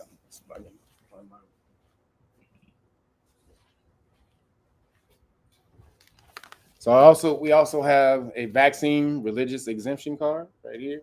You can see that. So this is a vaccine religious exemption card. So if they have these mandates out and you want to go into a business, I know they're taking some of the mandates down right now, but they still have a lot of them up. So and also this works if you're at your job and they're still trying to make you get the hokey pokey. This basically breaks off all your constitutional rights that deals with that as far as religious exemption. If you're asserting your religious assertion, your religious exemption, this card breaks it off. And you can only get this at at knowyourrightsfoundation.org.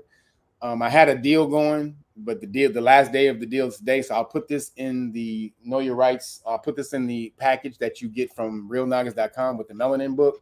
That's only for today. Sorry, everybody. I had this out for a week. I had the deal going for a week.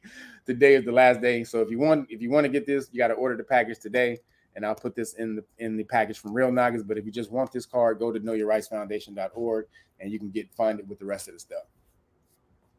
Indeed. With that being said, family, I want to thank everybody for tuning in. Everybody this has been a great show. Man, for real, what Annunaki do to you, man? You gonna tell me before you in Atlanta? That mean you on the run? Annunaki. Kev, this is I'm on the camera. Look, he ain't even on camera. Kev, I'm gonna tell you, this is the season. We gotta bring that history back up right now. That history, I'm gonna tell you, listen, Dame and Billy Carson is supposed to be coming out with a documentary. If they come out with that, the world is going to shut down. Like, the world needs to know about that history right now, bro. Absolutely. Kev, that history, Kev, the world got to know about what happened during that time.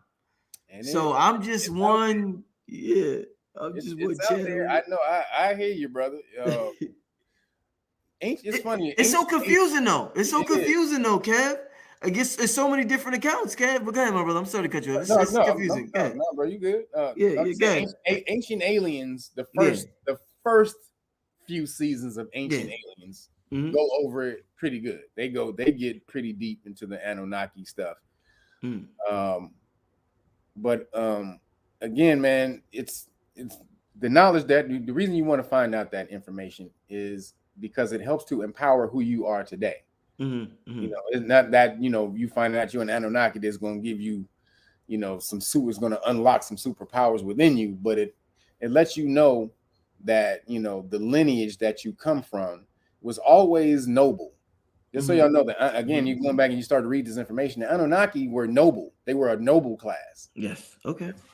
They were. You had a hierarchy in the Anunnaki, which, like I said, the Ajiji were the lower class. They were like the second class citizens of those beings up there. And so the Anunnaki were of an upper class. They were a higher class being. And so you'll see that you come from a higher order of being, and which is opposite of what they try to teach us today. They try to take our power away from us. You were in the bush in Africa. You didn't do nothing. We all know that. Anybody watching, our channel, we all know that's bullshit. But get back into your true godness. Like I'll give you an example. Like coming from nobility, there's a word bastard. Yes. Everybody, the word bastard. And most of you think it's a derogatory term when you bastard, you bastard. Just so you guys know, that's not a negative. The word bastard is actually an insult to your mother.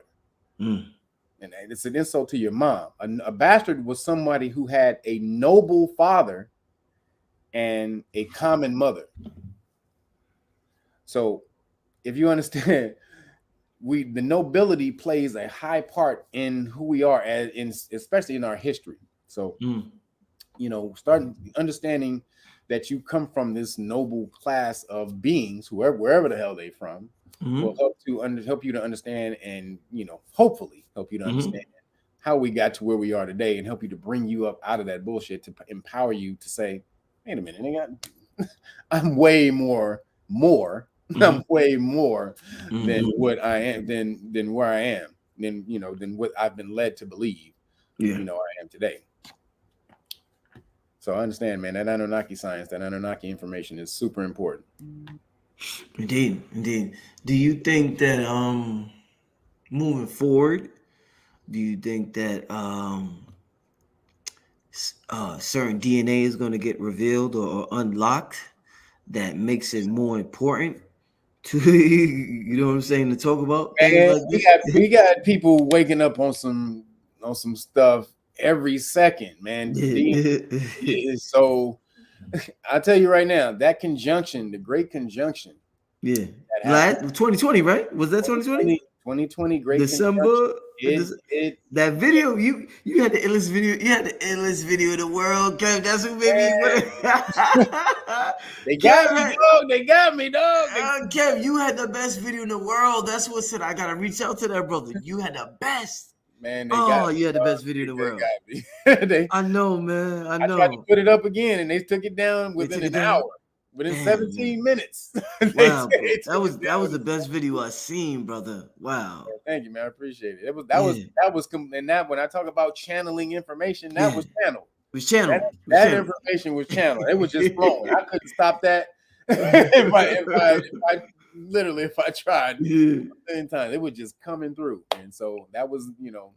universe channeling that for everyone who needed it, because we had that information had been lost to us. But that conjunction, I think that energy, that reset, and they call it a reset, but also it was the great awakening, because we moved into a new age. We moved into this age of Aquarius, which Aquarius is the age of I know. Mhm. So you understand, we came out of the bullshit, the Piscean era, the age where it was the age of I believe, and we moved into the age of I know, the air age, information, technology, everything moves fast, communication. And this is where we are now. So we have to, we have to super speed our lives and our consciousness with that. But we woke up at this point in time, and you're starting to see the results of that, of what happened. I mean, it was a massive, I think, power outburst when that happened. And I also think it also happened when Kobe died. I also think that happened when Kobe died. Kobe's mentality, his Mamba mentality, which is really higher consciousness, which you really want to break down what his Mamba mentality is. It's nothing but higher consciousness, mental fortitude. And that was taking over the world. Like Mamba mentality, before he died, you had so many people talking about Mamba mentality, like tennis players and golfers and people who worked in offices. It was just taking over. And what they were putting out for what they intended for the world was opposite of what the message Kobe was putting out. Kobe was trying to change the world through your mind, which is truly the way to change it. Telling you that you are putting out Mamba mentality is basically telling you that you're God and you can do anything that you want as long as you put your mind to it. That's literally the in and out of Mamba mentality. You're God. You can do whatever the hell you want to do as long as you put your mind to it. Now, think if that mentality is allowed to exist and they're trying to put out a Pandeezy. That don't work. That don't work. If you get that and that mentality is out here, you like, man, I ain't got nothing. Again, your mentality affects, your mind state, your thought, perception, everything, and affects your body, the way your body works. So if you understand and your body is strong, there's nothing that can take over your body. Do you know that? If you give your body that type of empowerment from the thought, like you are the strongest body you need to say this, everybody. Y'all need to meditate and say this to yourself constantly. I have the strongest body in the universe. I have the strongest heart. Go through detail, every organ. Strengthen your organs, strengthen your brain, strengthen everything in your body. You tell it that because your body hears what you say. And it gets stronger from what you say, or it gets weaker from what you say and think. So trust me, this happens. I've had many shoulder, impinges and stuff like that. And when I'm like, oh man, and when I'll work out and I won't do anything, I'll just start to think I have the strongest shoulder in the world. You have the strongest shoulder in the world. And eventually, in about a week or so, that the pain will go away. My shoulder will be completely fine. Kev, from your experience, Kev, and we're just curious because we want to know what works and what doesn't work, and I'm sure it's different with every individual because the reality Yeah, is relative. But is from your experience, is talking to your body more effective than working out when it comes to like building muscle and getting in shape and healing certain things? it's needed. It's both. You want to do both. It's not never. So There's never a never this or one's that. better Always, than the other. whenever you talk to me, it ain't never gonna be this or that. Yeah, It's always gonna be. yeah, It's gonna be this and that. both of There's them. there's always a balance. So Mm-hmm. the physical, the working out is the physical, the tangible Mm-hmm. thing, but the talking Mm-hmm. to yourself is the conscious part, the intangible thing that you have to do to get Mm-hmm. your body strong. So it's the spiritual, energetic part of it. So we're Yeah, all just balls of energy, yeah. ultimately. So for you to tell your body, so your body doesn't know. Your body's just sitting there. Mm-hmm. It goes with whatever the hell you say. So if you Whatever. say I get sick a lot, your body gets sick. If you Mm-hmm. know what I'm saying, and when you say stuff like, "Oh, nigga, you make me sick," or "That shit made me sick," or "Damn, I feel fucked up," or when you say that type of stuff, your body's like, "Okay, well." I guess we feel fucked up today. I guess we feel sick today. It literally goes with whatever your frame of thought is. It hears everything. Go look at that movie, Osmosis Jones. Going back, bringing it right back around to Chris, buddy, bringing it Mm-hmm. all the way back around to Chris Rock. Yes. Osmosis Jones, which is probably his best movie ever, the best thing he Uh, actually ever done. With Osmosis Jones with Chris Rock and Brandy.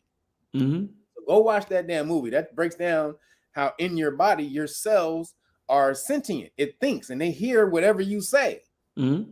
Like when the main outside body, he would have a thought, the cells would go into action Mm-hmm. over certain things. So, Mm. man, go look at that movie. It's pretty dope. Go look at that. It's a really good movie just to watch. Osmosis Jones. I like how you put that. The cells are sentient. It's there. They are.